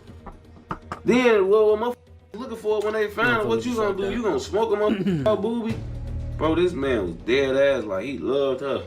He went backdooring Booby. He wouldn't even try to get Booby to backdoor none of the ops. That's how much he loved her. He just wanted her to love, they just wanted to love each other. And Booby was also not a stranger to fighting other girls in the neighborhood, as she would seemingly get into fights for having such a broad friend circle. In one old video, Booby can actually be seen beating up a girl for allegedly disrespecting Tuka. However, Booby herself was allegedly killed by accident in 2015 during a drunken shootout incident at a party, but their killer has never been caught. After her death, someone would post from her Twitter account saying how Booby had even been pregnant with her second child, and implying that people know who killed her, but wouldn't come forward. You've also got Lil Ho, who was a real Gyro City OG, but who would unfortunately end up losing his life during the events of this story after already reaching the age of 44. And lastly, one of Gyro's members by the name of Potty, real name Rodney King, was shot and killed in 2008, with a rumour being that the shooter was actually a prominent member of 600, D-Thang, a major catalyst in the war between these groups, which we'll discuss in more detail later. But anyway, outside of the streets, Gyro City also had members who made music, unsurprisingly dissing their ops and mocking the deceased. For example, despite growing up with many members of 600, FYBJ Main has a long history of dissing 600 and their affiliates in his music, including his song 300 Dead Ops. J-Main can be heard saying he's 600k and claiming he's smoking on Waldo and T-Roy, as well as dissing other dead people and O-Block. Gyro City's main territory has been around 62nd and Vernon, but they virtually share the same territory with a set called Taekwon World, who can be seen as the younger generation of Gyro City. This entire territory roughly covers the area between the 63rd and 60th Streets from King Drive to St. Lawrence. Called Taekwon World, this is a set of primarily gangster disciples and Black P Stones, with the set being named after a 13-year-old Taekwon Tyler, a teenager affiliated with members of Gyro City, who was killed in 2012 when a Gyro member who was targeting members of STL due to an earlier fight at a party accidentally shot Tyler and killed him. Despite this tragic event, Gyro City and Taekwon World remained very close and continued to affiliate with STL, with all three staying united in the war against the BD sets like 600, O-Block, and Lamron. Some of the best-known members of this crew include TB, real name Terry Barry, who is believed to have killed King Von's best friend T-Roy from O-Block in 2017, and besides being infamous for his activity, to have killed King Von's best friend T-Roy from... I thought he had overgrown nails. His shit, yo. O Block in 2017, and besides being infamous for his activities in the streets, TB also released several songs as a rapper, with one song being made with another member called Poppy, a track titled Taekwon Way, which now sits at almost 3 million views on YouTube. And the song begins with TB sternly making it known that he's a 600 killer, a Front Street killer, and a Savage Squad killer, with that being another Front Street affiliated set, named in honor of Fredo Santana's Savage Squad record label, and being an O Block killer. Other prominent members of Taekwon World include Poppy, who was gunned down in a brutal assassination while at work, allegedly by members of O Block as part of their Get Back campaign after T-Roy's murder in 2017. You've also got Richie Jerk, who was the younger brother of Billionaire Black, known as both a rapper and a shooter, until he was unfortunately killed in 2020 by unknown assailants. And then there's Big V, and of course, you've got the gang most infamous for their beef with O Block, STL EBT, which is a mixture of two primarily gangster disciple sets that have merged. STL, which refers to the St. Lawrence Avenue, and has also been referred to as the St. Lawrence Boys, and EBT, which refers to Eberhard Avenue. More specifically, the main spots of these sets are located around 63rd and St. Lawrence, and 64th and Eberhard, with both sets closely linked up and often united as one. As seen in an old clip from an infamous STL member KI, where she claims, "I'm from STL, but I'd be posted on EBT." Like, we be like, I just get motherfuckers. These EBT right here, man. I'm from squad shit, bitch. I'm from STL, but I be posted on EBT. Hey, the real is back there. You already know free C-ball. Squad. However, there are also some differences. For example, the STL side also goes by Tukaville to honour their fallen member Tuka, a 15-year-old gangster disciple from the area whose murder would be mocked relentlessly in music from the likes of Chief Keef, King Von, and Lil Durk. Within STL, there is also FBG, or the Flyboy Gang, a group of guys who were particularly interested in rapping. STL key members include KI, who was infamous in the streets of Chicago for being a female shooter, a real rarity in the male-dominated gang wars of Chicago. Another prominent member known for their gunplay was Lil B, who is often mentioned as being one of the biggest savages in drill history. According to these stories, Lil B would even use tactics like walking his dog just to get close enough to his ops to shoot at them. One of these ops was Ocho Munna from O Block, who would tell the story of Lil B almost killing him in an interview years later. Had a run-in with somebody named Lil B or something, and some crazy happened. Okay, some went down, man. What was it, like a shootout? Like what? Man, what was it? We was on 63rd. It was me. One of my homies, one of my old homies who was snitching on one of my homies. And we on 63rd. You know, we used to try to steal iPhone. We used to be that we trying to get our high. We out pulling the 24. We out there like 7 in the morning. A motherfucker come with a fat. I mean, he had a dog. A had a dog. Like, what this with the dog? We instantly. I got a Glory Boy sweat on. This popping. We get on his. Where you from? Woo. He woo. Y'all know my. Ooh, y'all know my uncle Woo from the his name such and such. I'm like, man, you know, he acting like he on the phone. He woo. Y'all see my uncle? We like, nah, you feel me? But we all like standing like it's my homie right here, then I'm in the middle, then this other buddy. And he on the phone. Long story short, this pulled his pipe out and shot my homie in his jaw. Like, boom. But I guess he tried to shoot my homie in his head. Damn. So he shot my homie like, boom. My homie took off like, pew, like he didn't even get shot. If I'm lying down on my son's soul, up there in my face on my son, and the gun jammed, he. Boss Trell, aka BT, was also a known shooter from this area, who would unfortunately end up losing his life early in the war in 2012 under mysterious circumstances far away from his hood. As mentioned, STL EBT also has many members that are rappers known for repping their Flyboy Gang movement, better known as simply FBG. The most known out of these is of course the late great rapper FBG Duck, and other members include his brother FBG Brick, as well as Billionaire Black, who is associated with both STL and Jaro City. There's Wooski, FBG Dutchie, FBG Young, FBG Cash, and, as already mentioned, FBG Butter from Jaro City. FBG have made numerous songs aimed at O Block or Wick City, as well as 600 or Brick City, dating all the way back to 2011 at the very beginning of the drill movement. And their beef in music would seemingly begin with E-Day from 600 dropping his song and first music video, What Up, in April 2011, where he appears to take shots at somebody from the other side, as well as shouting out his home sets, Brick City, Wig City, and 600. Then, later that same month, FBG Duck would drop his first song and music video called While Out. Now, numerous fallen members of the gang can be seen in the videos, such as Modale, Dale, Tutu, KI, Boss Trell, and Taekwon, and once again the track includes lyrics casting doubt on E-Day's reputation in the streets. Then in May, E-Day would drop a music video and a song called F the Other Side, which begins with E-Day listening to two different songs, Stupid Loud by 50 Shots from Jaro, together with Billionaire Black, and While Out by Duck. The song Stupid Loud has since seemingly disappeared from the internet, but from E-Day's video, we can hear Billionaire Black in the back rapping lyrics, "You sneak dissing, I ain't gonna say your name, I ain't trying to give you airtime, you want the fame, 05 what? 45 bust that, bet 05 duck," followed by gun noises. It would seemingly include a snippet of Billionaire Black rapping about how he shoots up their block. While 600 would take 60th Street to be their main street to claim, Brick City at the time was known to rep the 59th Street, and clearly, E-Day took both Billionaire and Duck to diss him. Billionaire Black and Duck were dropping lyrics that seemingly indicated that they had been shooting up 600's blocks. And so E-Day would reply with a much more pointed diss towards Billionaire Black and Duck, as well as other sets like MOB. However, as Billionaire Black would later explain in an interview, apparently E-Day didn't even realise that Billionaire's beef wasn't with Brick City, but actually 051, who he'd already been beefing with a long time, because he had apparently lived in the low end and repped the set Welch World, which used to go by the name So Icy, as lyrics in 051 Lil Mark's 2011 song Zico World would show. The song, I say some 05 what, 45 bust, bet 45 duck, don't, like that, boom. The song I was talking about, Young Money, everybody know I've been to a 05 one my whole life, you feel me? Like, this sucking dead truck driving fat gonna sit here and get the trolling, go home, make a video, do a diss song off a Lil Wayne beat, bro. And in the video, he played my video saying 05 what, 45 duck. I said, this is me. Then he played a song Duck did called Wild Out. This is Duck's first song. Duck actually dissing the out of this. He said that we ain't drilling like we drilling. Is you serious going on? Like Duck went on his first song out. You feel me? Like, boom. Duck this shit for real. You mad cause I did a song from over here. And you want some clout cause I'm buzzing. About 20 now, I'm like, well, we just turned. You feel me?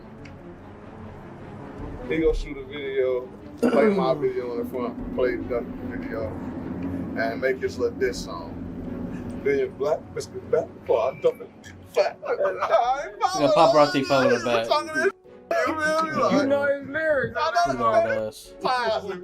Nevertheless, the beefing on tracks was now fully on, and only a few days later, Billionaire Black and Duck would release the music video for their song E-Day Is You Serious, going at E-Day directly, as well as more disses towards Brick City and 600 members like Manny and Booker. Then in June, Duck would drop a song and a music video for his track Freestyle, which begins with a clip where STL and MOB members are together dissing Brick City. And it's Brick City, man. That's how I'm start. That was followed in July by Dutchy and Young, or DJ and Mello as they would go by at the time, who would put out a video for the song called Hitter Music, where they would diss both Wick City and Brick City. This would be followed by another FBG group track called F the Ops, where Duck and Dutchy would both diss Brick City as well as Wick City and TYMB. FBG Duck, who is one of the most popular artists in Chicago drill history, with several of his songs in the tens of millions of streams, has since continued dissing 600 throughout his career, including in his popular songs Exposing Me Remix and Dead Bitches. Wooski, who is known primarily as a shooter, would also release one of the most disrespectful songs in Chicago drill history with his Computers remix in 2018, where he disses numerous 600 members, including Lil Steve, E-Day, D-Thang, Lil Boo, LA Capone, and Baldy. Now, all of this paints a picture of a complicated web of gangs and alliances. Chicago is a complicated city, and for 600, navigating these alliances would be equally complicated and more dangerous, because moving around the city, you never know who might be working with your ops to get you killed. And as we'll learn in this story, many people have ended up caught off guard, losing their lives as a result of devious moves by their many enemies. So now you know the hoods, the gangs, and the key players in the story, it's time to dive deep in the series of events that unfolded, making this one of the bloodiest gang wars Chicago has ever seen. Just now starting, basically? We're an hour and 16 minutes in. Nice. The gang wars in Chicago trace all the way back to the 70s and 80s, and the demolition of many of the project buildings that contained the formerly well-organized BD and GD strongholds left younger members displaced without leadership. So over the years, gangs in Chicago became less concerned with moving as a unit and running a centralized criminal enterprise, and more concerned with the day-to-day instances of violence on their blocks. Many famous murders had taken place in the 2000s and early 2010s that caused tension between the smaller sets running the streets. The first of which relating to this story is the murder of Jaro that saw the formation of Jaro City in 2005, but Jaro's rivalry with 600 arguably sparked a couple of years after the death of Jaro, before 600 was even formed as a gang. On the 21st of September 2008, a Jaro City affiliate called Hottie, real name Rodney King, was shot and killed in the 400 block of 62nd Street. Jaro City would use the name Hottie World in his honor, and the murder of Hottie would become connected to the older members of 600, who at that time would have still been primarily claiming the gang Brick City. However, younger members would apparently be present for this murder. In 2014, 600 Breezy would tweet how he had witnessed the murder of Hottie firsthand, placing him at the scene of the crime. However, it was the founder of 600, D-Thang, who would be labelled as the suspected shooter in the murder of Hottie. Whilst many have considered D-Thang to be responsible for this murder, including members of Jaro, there's also been alternative theories. Much later, during a Facebook Messenger discussion with an unknown fan, one of D-Thang's big brothers, 600 Trigger, would claim that D-Thang actually had nothing to do with this murder, as he was too young at the time and had not yet gotten involved in the streets. There were also members of Jaro who denied D-Thang or any other op having been involved in the murder of Hottie, but such denials are common in the gang world, as admitting that your friend might have been killed by your enemies is considered by some to be an admission of defeat. Because what we know now, based on a police report from 2011, is that at that point in the time, Jaro City and Brick City, later known as 600, had been at war for approximately 3 years, with the implication being that the war was officially started with Hottie's murder in 2008. And over the course of those 3 years, there would be numerous acts of violence between these two warring factions. But it would be on the 17th of July 2011 that a deadly incidence of violence would go down, taking this war to the next level, and sparking a chain reaction that would see 600 becoming one of the most infamous gangs in the city of Chicago. Murder Baldy. In early Sunday morning on the 17th of July 2011, Baldy, real name Marcus London, and a few other guys from 600 were walking down South Prairie Avenue in 600's neighborhood when someone approached and opened fire. Baldy ended up getting shot in the head, whilst another unidentified man got shot in the ankle. That night, Baldy was driven to the University of Chicago Hospital, later transferred to Mount Sinai Hospital, where he would remain in critical condition until Tuesday the 19th. Baldy was placed on life support, but essentially left brain dead, and the machine was just keeping his heart beating during this time. Baldy's friends and family ultimately chose to pull the plug and end his life support, when he would unfortunately succumb to his injuries and pass away. Huncho Hudo, whose birth year matches that of one of the witnesses in the Chicago PD's incident report for the murder, would later talk about the incident in the song Sun Don't Shine, saying how Baldy got killed right in front of him. 600 Breezy would also recall the incident in a DJ Vlad interview, where he described how he was walking right in front of Baldy when the shots started firing, and saying how he was so close to being shot himself in the head that one of his dreads flew off, and had Baldy not been there behind him, it could have just as easily been 600 Breezy who was killed. I done been to points where I done had my dreads shot off, bro. Like, my homies killed right next to me, behind me, all that. You know what I'm saying? Like, my homie Baldy got killed, he was standing behind me. So if he wouldn't have been behind me, that bullet hit him in the head would have hit me. Because his height would have probably came through. Tay600 recently had an interview with the Articulate Thinkers podcast where he shed more light on Baldy's murder, explaining that 600 member E-Day was on the block with Baldy at the time he was killed, and that E-Day carried Baldy himself into the car and took him to the hospital. When Baldy got killed, when he got shot, they was all on the block. When he got hit in the head, E-Day was the one carried him, picked him up, carried him to the car. So E-Day got all this blood on himself from dealing with Baldy when he first got shot. Tay would go on to explain that Baldy was the first person from 600 to get killed on their block. Like, man, Baldy had manager, bro. Baldy is the first die from my block. Yeah, so man, that's crazy. At this point in time, you know, this ain't like me getting this call later on down the line or now. He the first like this happened to at this very point. So despite there being instances of violence in the area before this, and things started with the murder of Hottie in 2008, the murder of Baldy ended up becoming the inciting incident that would harden the hearts of many 600 members in the streets. Members of 600 would be heartbroken about the loss of Baldy. While Chicago police would struggle to find Baldy's killer, many of 600's enemies would later seemingly hint at being responsible for the hit, including members of STL and MOB. The infamous female shooter KI would later allegedly be killed by O-Block's King Von, would actually tweet about the situation a year after Baldy's death, saying that it was her gang that made Baldy World. However, in 2013, on the exact date that Baldy died, beans from MOB would seem to hint that his gang were responsible. In 2012, he would even post a meme on Facebook making fun of Baldy, where he had tagged both KI and Scrap from MOB, perhaps implying that they had both been behind the hit. Also, Buki from MOB tweeted that MOB invented Baldy World. Driller from 051 would also credit MOB for the killing and praise them for making Baldy World. MOB would even seemingly admit to killing Baldy in their vlogs. What'd you tell her ass? What'd you say before that? 600K, we kill a little boy. Before that? That be like Baldy. Like Lil Baldy. Like Lil Baldy. Boom, boom, Baldy. Hey, nah. He make them hits though. I'll make the hits. He can get a hit done though, quick. If it wasn't for me, the hits wouldn't be hits. I gotta keep he wanna go to Baldy World. I wanna go to Baldy World. He wanna go to Baldy World, man. He wanna go to Baldy World, so I hit him in his Baldy World. Baldy World. It's the Baldy World. When we hit Baldy in his head. Spinning. Chick. It's spinning. My man shaking up the League 2 litter. Fuck you on? Right or wrong? That bees. Like little ball. Say it. That bees like little ball. Say the Baldy World. What you call it, girl? I call it Baldy World. What you call it, girl? I call it Baldy World. That bees like Baldy. That bees on my belt buckle. Don't you know that's Baldy World? Baldy World. He wanted to go to Baldy World, so we said to the Baldy World. Man, you hit his Baldy World. Hit him in his Baldy World. Now he up in Baldy He's World. off of Baldy World, so sitting at the Baldy World.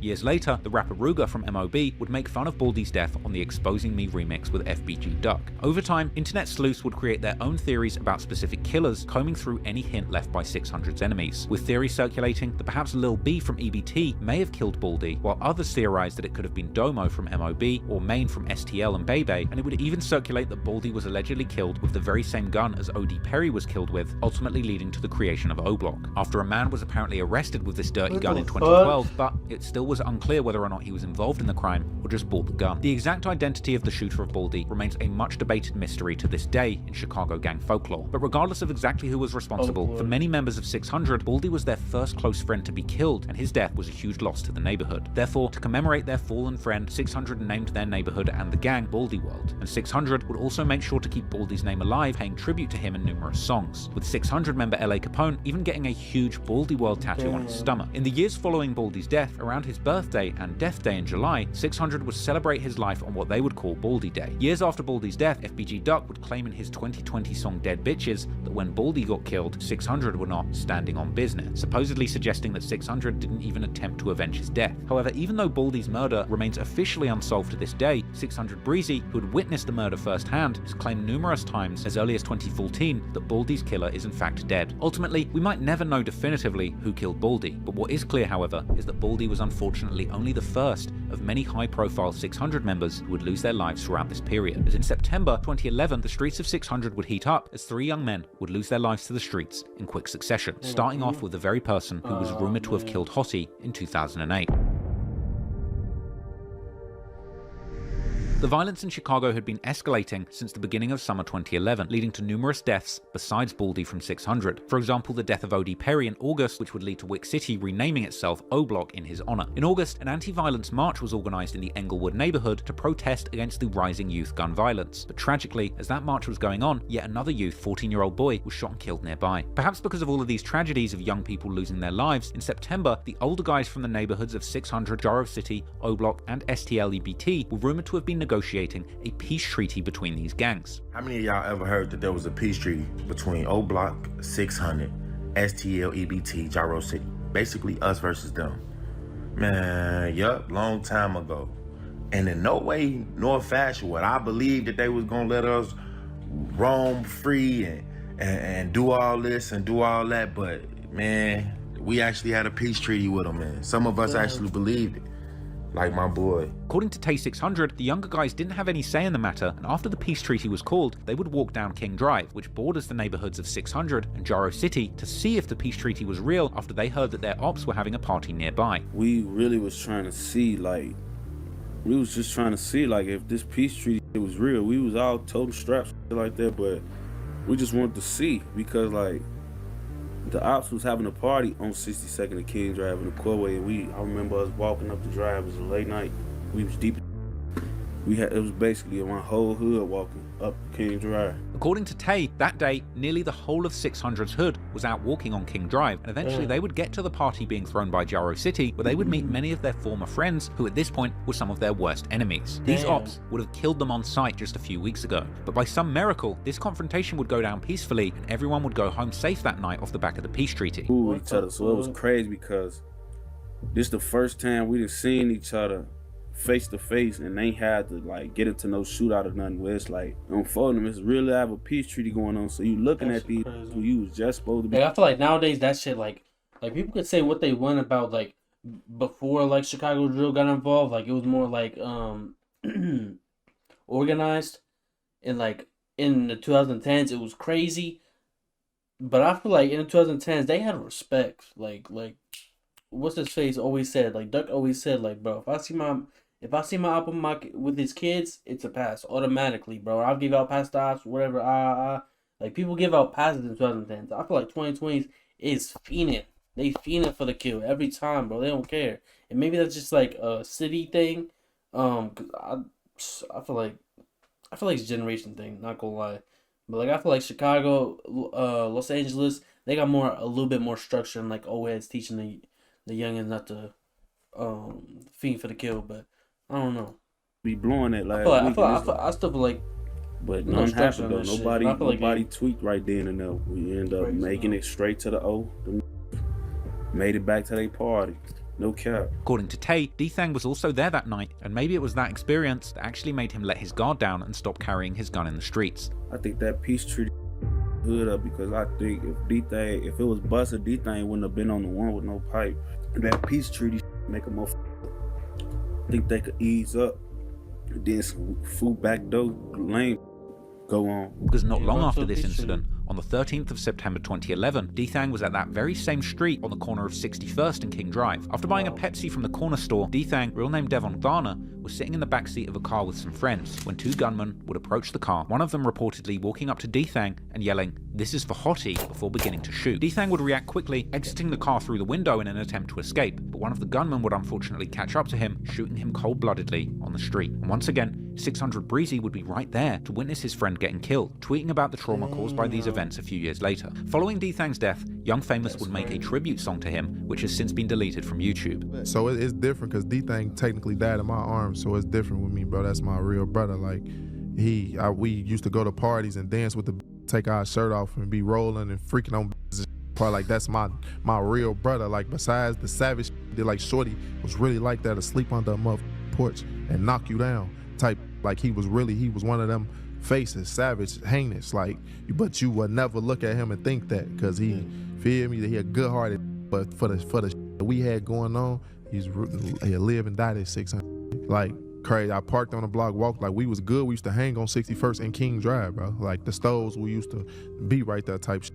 So we these like the big, like my daddy and them, it went to that route. They made us call a peace treaty with Gyro City. Yeah. Like, so we thinking it's all good, but D-Thang just treated the dome and tell them like, oh yeah, woo, and treat him while we having so he all right, shorty type, like, and fool was, he wasn't no doing shit. So it's like, nah, it's two savages. Hey, they nah, we thinking it's all good. I walked to the one I just shake up with, bro, all that shit.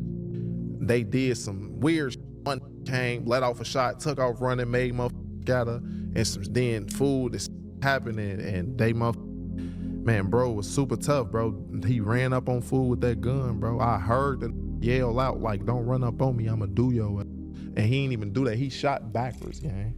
Like, he focused. D-Thang was running up on him, finna beat him. I'm finna, cause he used to, you got this gun, steady waving his gun at me for 2-3 minutes, and you ain't blew this. I'm finna, and tried to run up on him, and the fool got to running and let off a couple shots that way. Hit D-Thang like in his like, I think his artery in his leg and his like lower stomach type. So it's like, wow, I'm on the ground with him. I'm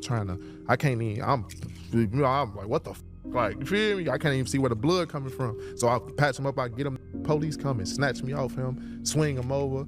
Folks damn that down right there, arms that fell out. I'm like, yeah, this is crazy. Like, and like with Baldy, members of 600 still throw a party in D-Thang's honor every year on his birthday. Meanwhile, 600's ops from MOB would almost immediately be on social media taunting them. However, there were also some other reactions, including one 051 member posting tributes to D-Thang, as well as a member from Geo Drive, which was an indication that despite the war between 600, MOB and Gyro City getting deadly, 600 had yet to begin truly beefing with other sets like 051 Young Money, which would eventually become their mortal enemies. After the brazen assassination of D-Thang, although the killers had once again again fled the scene without being captured, this time around, Chicago police would be on their heels since the very beginning, immediately being aware of D-Thang's gang affiliations and likely the common enemies, as well as securing CCTV footage from a security camera of the corner store that D-Thang had visited just moments before his death, which had captured the shooting. According to CPT's internal investigation reports, CPD would also conduct a buy and bust scheme on local crack dealers in order to receive more information on the homicide, and soon they would have several witnesses that told them that the killer was a man called Dome, who was a member of Gyro City. Not long after, Dome, real name Christopher Hughes, would turn himself into police custody, charged with the murder of D-Thang. According to CPD's reports, Dome was in fact on parole at the time of the murder, and to make matters even worse for him, he was on electronic home monitoring, which showed that Dome left his house about 20 minutes before the shooting and returned only a few minutes after. Based on the brazen assassination-style killing that took place in the middle of the day on a busy street, which Dome committed whilst on parole and being monitored, it seems like the killing of D-Thang was a highly personal matter. Not only did the shooter allegedly say the murder was retaliation for Hottie as it was happening, but even in his mugshot, Dome can be seen with a large 600K tattoo on his throat with the O's illustrated as smoking bullet holes. Prosecutors would argue that the killing was motivated by revenge, and ultimately Dome would end up being sentenced to 20 years for the murder of D-Thang. With it initially believed that he would be eligible for parole in just over half of the sentence in 2023, for the members of 600, the death of D-Thang was devastating, as D-Thang had not only been the founder of their gang, but also the biggest role model for many of the younger members. Years after his death, Tay600 would post a heartfelt message to his Instagram about D-Thang that ended with him swearing that when Dome was released, they would kill him. 600 Breezy would also chime in, calling for Dome's release so that 600 members could get back and kill him. Breezy would post numerous times about the death of D-Thang, taunting Gyro City. He said he the only one from Gyro with a body. Damn.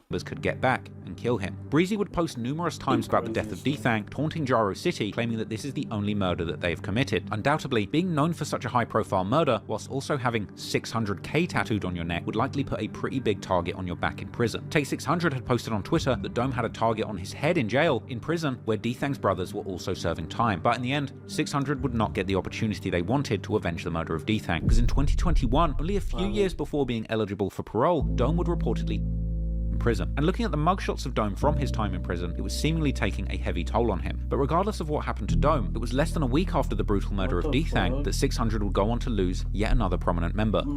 You're like 2 years out from being released. Passing would possibly be released. Damn, bro, that shit. After the brutal murder of D-Thang, that 600 would go on to lose yet another prominent member, whose passing would ultimately end up impacting members of 600 for years to come. Lil Steve. Lil Steve was the younger brother of Memo600, an original 600 member who's had success as a rapper over the years and even been associated with Lil Durk's OTF label, as well as King Von. According to Tay600, 2011, Lil Steve had only lived in 600's neighborhood for about a year. However, in that short time, he would make a lasting impression on the other members. Apparently, despite his young age, Lil Steve had been getting into a lot of trouble in his old neighborhood, and to change his life trajectory, his mum decided to move the family for a chance at a fresh start. Unfortunately, Lil Steve would continue causing problems in the new neighborhood, and rather than his new friends being a positive influence on him, it would actually see edit the videos like this. Like, it feels like, I don't know what it is. Steve, who would it looks like better, I guess. It's like influence his new friends by teaching them how to steal phones and bringing guns to school at just age 13. Therefore, in 2011, when the war in the streets began heating up and the younger members of 600 started getting more active, it was no surprise then that Lil Steve would be at the forefront of the action. According to Tay, making the entire neighborhood scared of him by running around with guns and robbing people. Around the same time, a kid from the gang that 600 had beef with, Scrap from MOB, would move to 600's neighborhood too, directly opposite from where D Rose had lived. Scrap was the younger brother of the rapper Ruger and a cousin of the rapper FBG Duck, who had been involved in the streets since a young age. Perhaps Scrap's dad knew the danger his son was in after moving in the area. He would often approach members of 600, begging them not to kill his son. Scrap moved to the hood. Now we got smoke. So Scrap daddy walked to our hood. And he kept doing this. He kept doing it often. Like, he'll do it often. Scrap daddy will walk to our block. We 13, 14-year-old shorties. He'll walk to our hood and beg us to not kill Lil Brian. He used to beg us to stop being in tour with Shorty and them. He ain't want Lil Brian to die. However, the dad, who's also a well-known persona in the South Side called Big Les, would later deny any of that happening in an interview with 16 Shot and Visuals. Nah, bro, I'm from the streets. First thing I'm gonna do is try to talk to you. Okay. Be like, you know, leave my son alone. You know what I'm saying? But if I come to you as a man and say, man, you know, don't hurt my son. But I didn't say that, man. He make it seem like I came straight to them and said, please don't kill my son, man. I ain't coming to that man to say that, man. He know that.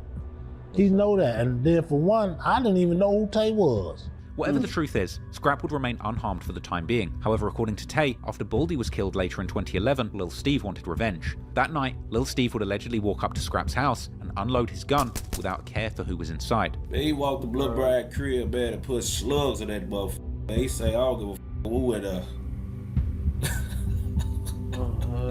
He laughing and shit. Steve was crazy, man. He ain't get no. Now, for the record, Big Les has denied this story, saying that Lil Steve was already dead when this alleged shooting happening. Do you remember your house being shot up or something around that time? When my house got shot at and got shot into, it was one shot. Oh. God rest his soul, Steve's soul.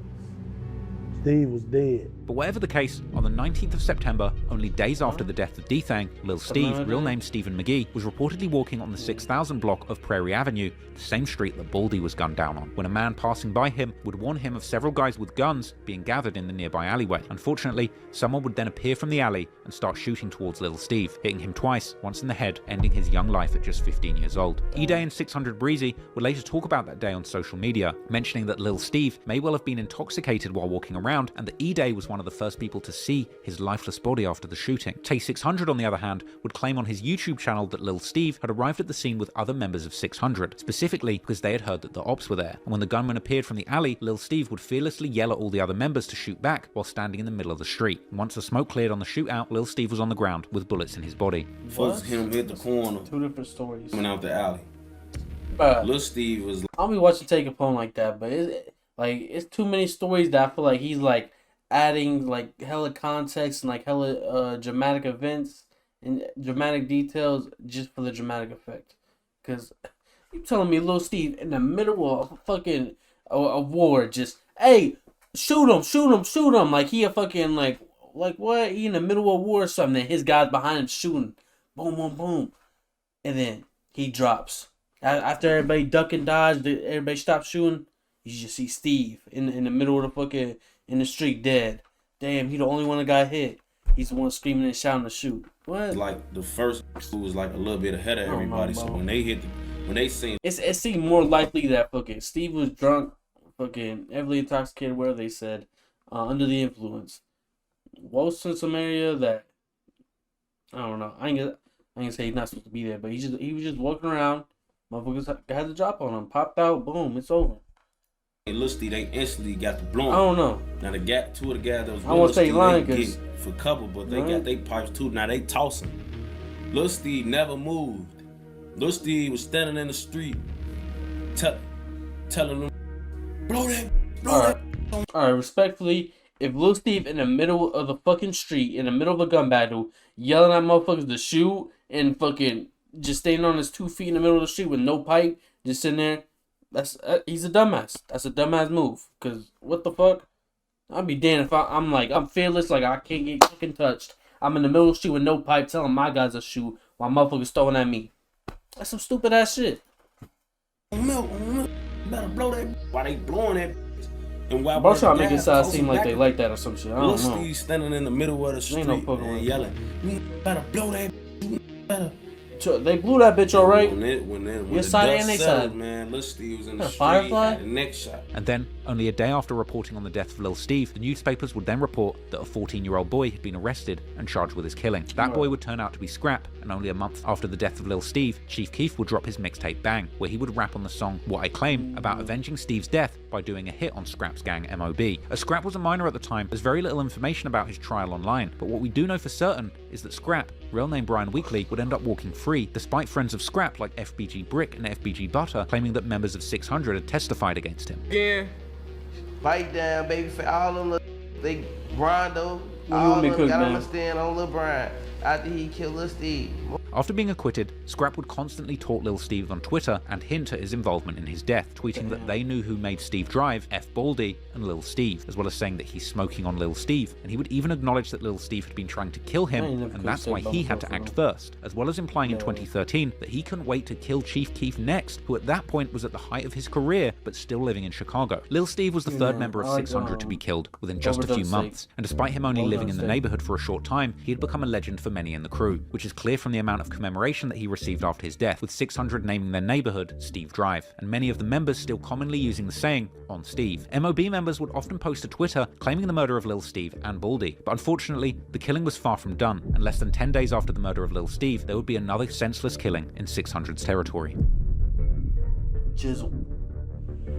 Jizzle was a member of Squirt Town, which was named in the honor of a man called Squirt, who had allegedly belonged to a gang that used to operate from the now demolished Randolph Towers before their destruction in 2004. Not much is known for certain, but allegedly, Big Squirt was killed in 2008, after which his friends honored his name by naming their neighborhood Squirt Town. The neighborhood around the 60th Street was also the home turf of Brick City and later 600, and the few remaining Squirt Town members had close relationships with 600, particularly Jizzle, who was a good friend of several members, as can be seen from his Twitter, where he would commonly mourn the losses of dead 600 members, Baldy, D-Thang, and Lil Steve. But sadly, Jizzle too would end up suffering the same fate as his fallen friends, only about a week after Lil Steve's passing. On the 27th of September 2011, around 4:12 PM, Jizzle was reportedly walking down 60th Street when he would run into a group of men who would open fire, hitting Jizzle multiple times. Real name Carl Spencer, Jizzle would be hit in the head, shoulder, and abdomen, later passing away in Stroger Hospital. 600 had now lost 4 people close to them in just a matter of a few months, which is an unbelievable tragedy, even in a city like Chicago, where losing friends to gun violence has become completely normalized. Despite this being another brazen killing taking place on a busy street in the middle of the day, the killing of Jizzle would remain unsolved for years. However, that wouldn't stop the enemies of 600 talking about it on Twitter and sharing some highly personal information about his last moments, with prominent enemy of 600, TB, claiming that Jizzle had actually begged for his life. In 2018, friends of the alleged perpetrators would suddenly give statements to the police exposing them. According to these witnesses, Jizzle had been killed by 2 men from 2 different GD gang sets, Lil B from STL EBT and Tutu from Gyro City, who had spotted Jizzle, ran him down, and shot him execution style while standing over his body. 2 days after the murder of Jizzle, Tutu was seemingly in good spirits, tweeting about being up early, repping 062, Gyro City's turf. Other ops would also imply that Tutu was one of the shooters, with one member tweeting that Tutu hit Jizzle. However, the alleged killers wouldn't get to face justice for their crimes, because by 2018, both of them had already lost their lives to gun violence in the streets. But more on that later, because as 2011 went on, despite September being a deadly and devastating month for 600 and their members, in the following month of November, one of 600's biggest enemies, 051, would end up losing one of their most prominent members too. Shortly after midnight on the 10th of November 2011, a member of 051 Young Money called T Streets, real name Tariq Madhi, was driving on South LaSalle Street between Garfield Boulevard and 57th Street when somebody from another car would shoot at him. This caused him to drive off the road to a grass field where he would end up passing away from his injuries. There's many conflicting stories over exactly who was involved in this murder, with some believing this to be the first murder in the war between 600 and 051 Young Money. One theory suggests that D-Thang's brother M-Thing might have been who killed T Streets as retaliation for his brother, but there's no evidence supporting this, and D-Thang's killer Dome was actually from Gyro City. THF46 members would also make some incredibly self-incriminating posts regarding T Streets, suggesting that they might have actually been responsible for this hit, with some posts suggesting that this may have been revenge for a murder that T Streets committed on a 46 member named Tony. However, 051 members, on the other hand, would claim that T Streets was in fact set up. One of their members would also point out how everybody was seemingly claiming to have killed him. King Von even referenced the murder of T Streets in his track I Am What I Am, seemingly implying that he was indeed set up, even referencing the peace treaty like the one that seemingly preceded the murder of D-Thang. Ray Rilla from O-Block also mentioned T Streets in his song 23 Dead Ops. Ultimately, the murder of T Streets was never solved, and intense debate continues online to this day, with multiple unproven theories on exactly who might have been responsible. However, interestingly, that very same day, another murder would take place, this time with it being a lot more obvious who was responsible. Murder Tutu. Less than 24 hours after the murder of T Streets, on the night of the 10th of November, a member of Gyro City called Tutu, real name Carlton Archer, was found dead in an alleyway on the 6200 block of South Eberhart Avenue with multiple gunshot wounds. His body was lying less than a mile from Jizzle's death site, with the implication being that 600 had actually avenged Jizzle, killing his killer within 2 weeks of the murder. After his death, Tutu would become a legend in his hood and in the drill culture, and his friends have often mourned his death on social media. FBG Duck would take to Facebook that very same night, implying that he intended to avenge Tutu's death regardless of being on house arrest. Ah, broski dead. What the fuck? STL member KI was also very close to Tutu and was even rumored to have been in a romantic relationship with him at one point. Taekwon World member TB also shared his grievances online, with it being believed that he jumped off the porch and got deeply involved in the streets immediately after Tutu's murder. Meanwhile, the death of Tutu was celebrated amongst 600 members, who continued to diss him on social media and insinuated that someone close to them had killed him. But C-Day from 600 would diss Tutu particularly hard, leading some to believe that it was him who was responsible for the crime. His Twitter activity after the murder shows the extent that he would go to to mock Gyro City, seemingly admitting to being involved in the shooting, tweeting over a year after the murder that he would dig him up and re-kill Tutu. The night before this tweet, C-Day would also post claiming that he enjoys killing so much, and he even compares it to the feeling of sex. Many would theorize that his Twitter name, 22 Shots, or Tutu Shots, is in fact a play on words, referring to him being the killer of Tutu. Moreover, a rumor would start that C-Day and others had actually called FBG Duck right after the killing, which according to some, Duck would actually post on Facebook that his bro is dead only a few hours after Tutu was confirmed by the police to have been shot. But the theory that C-Day was responsible would become more likely as weeks went on. On the 28th of November 2011, just 18 days after Tutu's murder, Buka and C-Day, along with Rondo No. 9, would drop a music video for their song, Man Down. And in that song, C-Day raps that he catches people and leaves their bodies slumped like Tutu, and that Tutu got cooked and he was the chef. The disrespect being further amplified by the fact that C-Day took these lyrics from an old Facebook post of Tuka, who at the time had been dissing the ops of SDL, with C-Day simply switching the name Mo to Tutu. This video was one of the earliest examples of a 600 music video where members were rapping openly about the beef playing out in the streets, and in the comments it would be full of people amused at just how reckless C-Day was being with his lyrics about this. You know how crazy it is that like Chicago drill's a thing? Like, bro, like what, before like Chicago drill, there was nobody openly rapping about like gang wars and like shooting and killing rivals, bro. Like that just wasn't a thing. Yes, it happened. And yes, like, there was, like, it happened a little bit, but the pure, like, raw, like, sound and the raw lyrics, like, bro, this is some shit that will never happen again, bro. Because, like, this, like, the street rappers and drill rappers, like, it's so played out now. The fact that this is, like, a thing is insane. Specific murder. But the disrespect... Other countries know? Were they? I don't think so. Like, you telling me, like, fucking motherfuckers in UK was rapping about, like, killing and spitting on the ops and dissing people that really died and this shit? Went far beyond music, and it's alleged that 600 members would even shoot up Tutu's funeral, with some tweets suggesting that people were even hit in the incident. This shooting was even seemingly confirmed. When did, like, people, like... When did people in the streets, like, really start rapping about, like, dissing the ops and fuck the ops and shit? No, when y'all started rapping about, like, real shit going on in the streets. Yeah. Pastor, who held the funeral service, who would be so affected by it, it would prompt him to hold a 94-day-long vigil in a tent on the roof of an abandoned motel, in order to bring awareness of the senseless violence affecting his neighborhood, a life-changing experience that he would then write into a book. And one video he circulated seemingly showing Gyro City members mobbing on the day of the funeral and dissing their many ops. Wait, what's up? We out here. What's up? What's up? We out here. Camaro, we out here. What's up? What's up? We out here. What's up? What's up? Put us out here, sweaty. I'm cheap. Put us out here on the air. I said like 2010-2012. No. FBG Butter actually mentions the funeral shooting in his interview with Corporate Cartel Media, admitting that it really happened, and claiming that Gyro members got locked in the church by authorities who were trying to take their guns. Because look, you gotta think like this, right? Tutu funeral was on their right, at Pastor Brooks Church, right? It got blew at. It was a shootout, right? At the funeral? At the funeral. It got wild on their way going to the funeral. Bumped his, got wild, you know, right? Pastor Brooks, that the police barricade us in his church. Prominent Chicago YouTuber Trenches News would also discuss the funeral shootout in a video. Tutu funeral actually was shot up. They stuck their hand through the old block gates and shot him, shot at the funeral. You know what I'm saying? And then the police, they end up grabbing all the guys from Tuckerville and STL, stretching them out, searching them.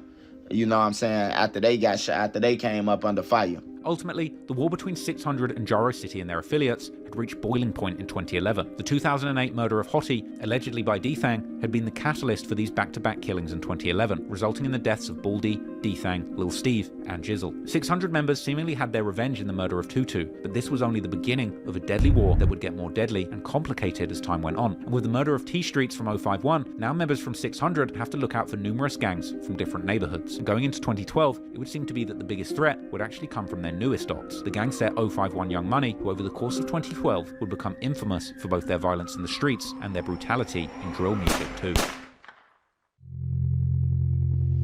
Oh, you know what? Yeah. 2011 had been a violent year for 600 and their enemies. After losing numerous prominent members, Baldy, D-Thang and Lil Steve, the crew would be in a perpetual state of mourning. Unfortunately, moving into 2012, the violence would continue, and the killing 600 members had committed against their various enemies surrounding them would eventually see a response. Just 3 months after the murder of T Streets and Tutu, on the 2nd of February 2012, which would also happen to be T Streets' birthday, according to a police report shared on Reddit, 600 affiliate Shaq had been attending a party that night. After the party, as he was heading home with a girl, a lone gunman would have surprised them in an alleyway. Police would reportedly be notified about a shooting on the 5900 block of South Calumet Avenue, 59th. Alright, we gonna stop on the LA shit. Street, marking the border between the territories of 600 and MOB. And there, the police would find 19-year-old Shaq, who according to the newspapers had already passed away from multiple gunshot wounds, including one to the head. However, the official police report states that Shaq was only hit once in the upper left of his back. But regardless of the specifics, Shaq would ultimately pass away from the shooting, and 600 members would be left mourning. While Shaq's murder would officially go unsolved, 051 would seemingly take responsibility for the hit. Little over a month after Shaq's death, 051 member Boom would release a music video for his song, I'm In It. And the video begins with a clip of 051 members taunting their ops, saying they're BDK, with 051 Kiddo aiming his diss directly at 600, saying, 600, we dropping them boys. Drillers, freedom gas, man, BDK, man, no 06 photo. Drop money, but can't come out the gate though, man. Out here faking like gangsters and yeah, real young money, no. We're CDK. But there was one man from 051 in particular who would talk about Shaq religiously on social media, and that man was infamous 051 member Melly, who implied that Shaq had been killed while peeing outside of the party, even going as far as to say that he heard his last words and claiming direct responsibility for the murder. I heard 600 Shaq last words was, "Can I piss first low?" Shaq City. Who invented that? I could be rude, respectful. I'm gonna have the last word. In the years following Shaq's death, Melly would constantly diss Shaq on Twitter and give detailed descriptions about where and how he died, tweeting that his ops are DMing him about Shaq, telling his ops to go and ask the woman what happened when he caught Shaq using the bathroom, and Melly even went as far as to vaguely confess to the murder in direct replies to other 600 members replying to his tweets. It's also suspected that 051 Kiddo may have been closely involved in the murder of Shaq too, as he would also be seen disrespecting his death and taunting 600 members about the incident, tweeting that he would kill Shaq, then forget all about it. Mocking him for getting caught without a gun, Shaq was saying, "Die young money," until he died himself. Melly would even post a video to social media of him explaining to a little girl how he had done the killing. Know how I play out here. You don't come with that money, shawty. Come up and end up missing. You talking, you don't know who I am? You don't know who I am? I know my daddy. You scared of the dark? No. I'm one of them type of guys that be in the dark waiting for you when you gotta go pee at night. And I just get you, and you don't never come back to your parents again. No, you're not going. You hear me? Then your TT ain't gonna be able to save you.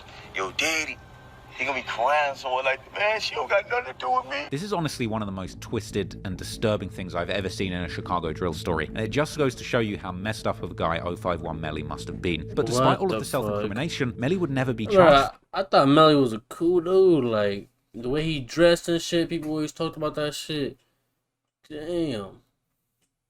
For the killing of Shaq, and Reddit sleuths would later uncover that at the time of Shaq's murder, Melly was in fact living in 600's territory, something that Melly would confirm. Bro really said to a fucking 4-year-old fucking little girl, "I'm the type to be in the darkness while you pee." In a 2012 Twitter post. Ultimately, 051 Melly would go on to become one of Chicago's most prolific killers in the drill scene, with speculation that he may well have personally been responsible for as many as 8 or 9 murders, beginning with Shaq, with all of these supposed killings earning Melly the chilling nickname, the Gravedigger of Chirac. But more on that later, as after the murder of Shaq by 051 Melly, 600 members would be looking to exact revenge, which would ultimately come around crazy, bro. Melly shouldn't even die for real. Catch prominent 051 members committing one of the most infamous murders of the entire war. Bro died of some stupid shit. According to the police reports, on the 22nd of June 2012, at around 8:40 p.m, a 14-year-old 051 member known in the streets as Fathead, real name Antonio Davis, was walking on the 7000 block of South Union Avenue in the Englewood neighborhood with his female cousin. According to the cousin, a silver minivan would slowly drive past the two while the driver looked at Fathead and his cousin very closely. The witness also noted that the passenger had his face covered. The van then took a turn while Fathead and his cousin continued walking. A moment later, I don't think that's what he said. He didn't drop the hard R in the middle of the fucking drill. one of those passengers of the car would appear on foot, approaching the pair with his hands in his pocket. The man would then pull a silver handgun from his pocket and shoot Fathead before standing over him and shooting around 7 times. The shooter would then flee, getting back into the van and escaping the scene. Fathead would succumb to his gunshot wounds and pass away. And this particular Friday evening was incredibly violent, even by Chicago standards, with another 13 people actually getting wounded by gunfire. But the murder of Fathead, just 4 months after the murder of Shaq, appeared to be a targeted revenge killing related directly to this feud. And following the murder, 600 members would begin dissing Fathead constantly on social media. Hey, that's a good ass fucking what's it called? You got the Chicago Bears beanie with the Illinois hoodie. You get the same colors. Media and implying their involvement throughout 2012 and 2013. C-Day would even put Fathead's name in his Twitter bio and reply to somebody who was upset about this that he saw something they didn't, as well as asking his followers if they would like to get. Bro, I see some people throwing fucking wigs nowadays, bro. That shit is crazy, bro. Like, what the fuck, bro? A Fathead special with Zeke Fries, referring to. Like, how the fuck do you prosecute someone like that, bro? Like, a motherfucker come with full ski mask, got like fucking fake hair that like you can see and shit. Another dead Young Money member, Zico, who was considered to be the first casualty of the war from 051 Young Money and THF 46, raging between got it, bro. I ain't gonna lie, bro. If you want to get up with me, bro, and you going to that extent to get up with me, you got it, bro. Level sets around Washington Park. But the craziest part about C-Day dissing Fathead so brazenly was that only a few weeks before that murder, C-Day had seemingly already been investigated in relation to another murder, perhaps that of Tutu at the end of 2011. Other members would also continue to taunt and disrespect Young Money on social media, such as 600-member Face, who was filmed visiting a chicken spot in Young Money's hood and asking for a Fathead sandwich. What you want that face? You want that? Oh, your face sandwiches, guys. Oh, damn. Hey, what's this? The fattest one. It's nowadays, bro.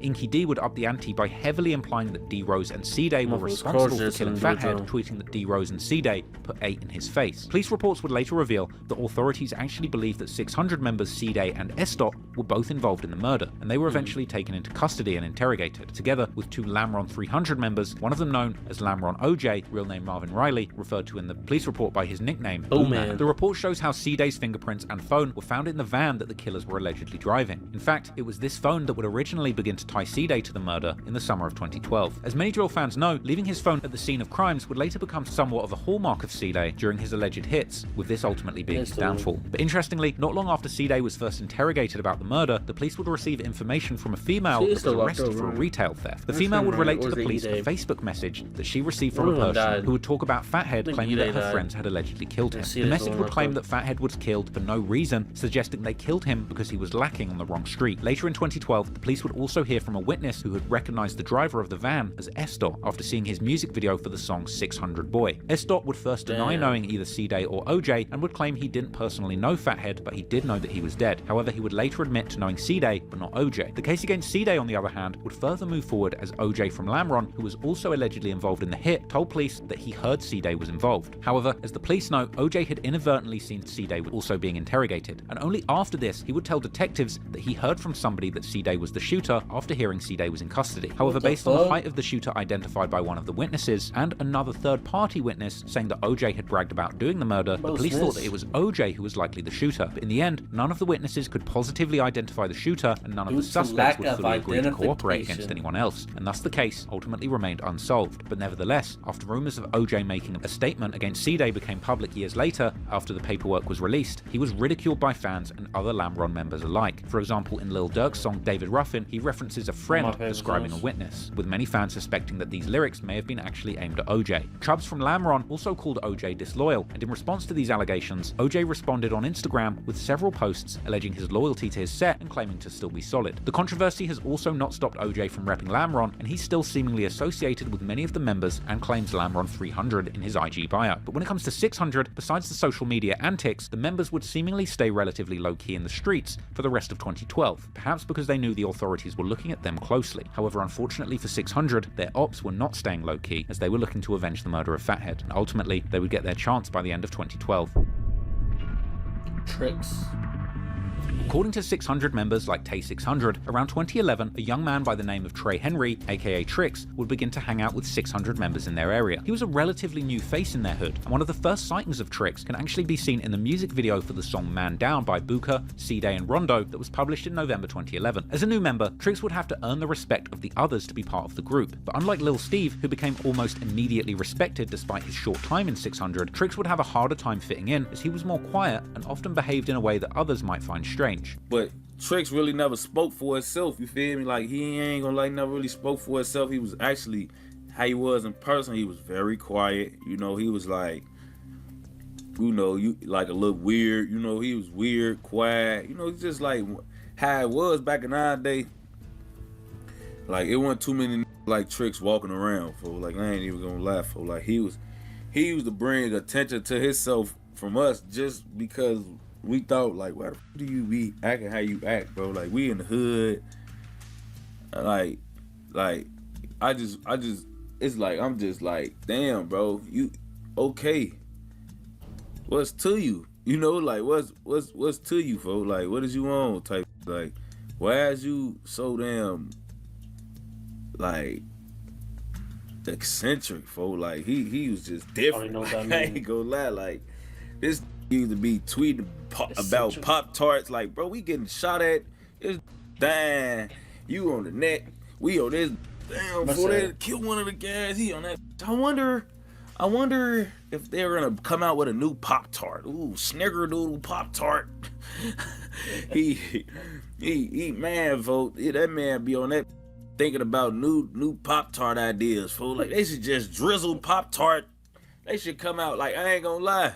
If he would have been alive for them new Pop-Tart bites, he would have been on the Twitter tweeting about them on phone. Later, Trix would get a car, which was not common amongst other members, and according to Tay, was a bad sign, as he knew that others would now try and take advantage of Trix. And this really really got stuff with Trix a lot, though. I ain't gonna lie, because like when that really happened, folks, like when he got the traffic, it was really crazy. When he got that traffic, the users from the block, they really used folks then, for I ain't even gonna lie. Indeed, C-Day would seemingly begin to hang out with Trix at this point, often using him as a driver when trying to catch 600's enemies in the streets. Unfortunately, this may have ended up being Trix's downfall, as the enemies would undoubtedly begin to take note of his car, whilst he and C-Day were sliding in their neighborhoods. And then, on the morning of November 1st, 2012, only about a year after Trix had seemingly joined the group, he would be found shot to death in that very car. And even though C-Day had been talking to Trix on Twitter, seemingly on friendly terms only days before his death, right after Trix's death, he would seemingly deny that he had even known him, and would then even claim that Trix wasn't even part of 600, calling him an innocent bystander. Later, C-Day would repeatedly dish Trix on Twitter, saying that he didn't care about him dying, despite being in the car with him just a day before his death. C-Day's motivation for denying Trix would get clearer in a tweet from the following year, where he claimed that the ops would get no points for killing him, because killing him was like killing a random druggie. Now, this goes to show you just how harsh and treacherous the streets of Chicago can really be, because clearly Trix had love for his 600 brothers. Only a few months before his death, Trix had tweeted, "Free my savage C-Day," clearly looking up to him, and he was often seen wearing custom clothing with 600 written. Bruh, they got my man's Trix looking like a fucking mascot in this shit, bruh. Like, that shit got me tight, bro, because this man Trix just ain't like, he just ain't boastful with it. Like, he ain't like everybody else. He just want to chill and do what he do. This man C-Day had him as a driver, and now bro dead, they're not claiming him, bro. Talking about innocent bystander. My man is 600 gear and everything, bro.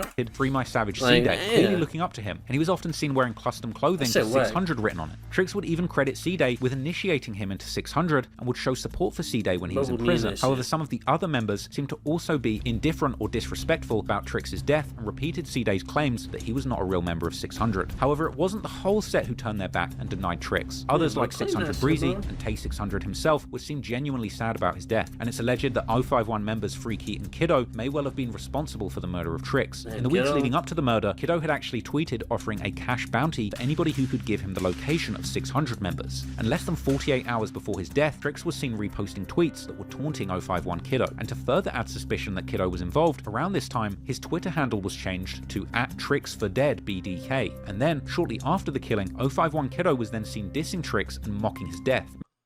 Why the Trix bunny cracking trays? What the fuck?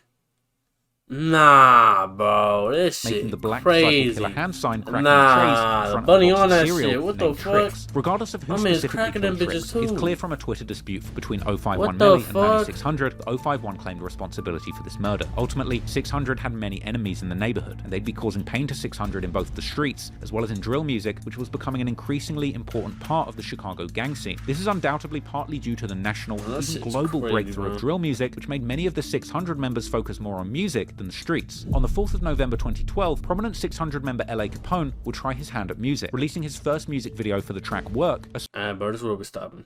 The LA Capone story. Bro, we in fucking a third of the way through, bro.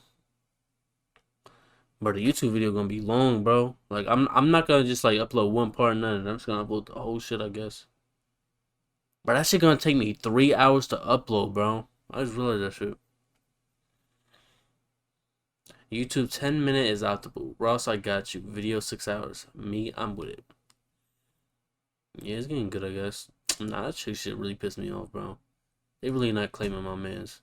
He was the fucking driver, and they just don't give a fuck about him.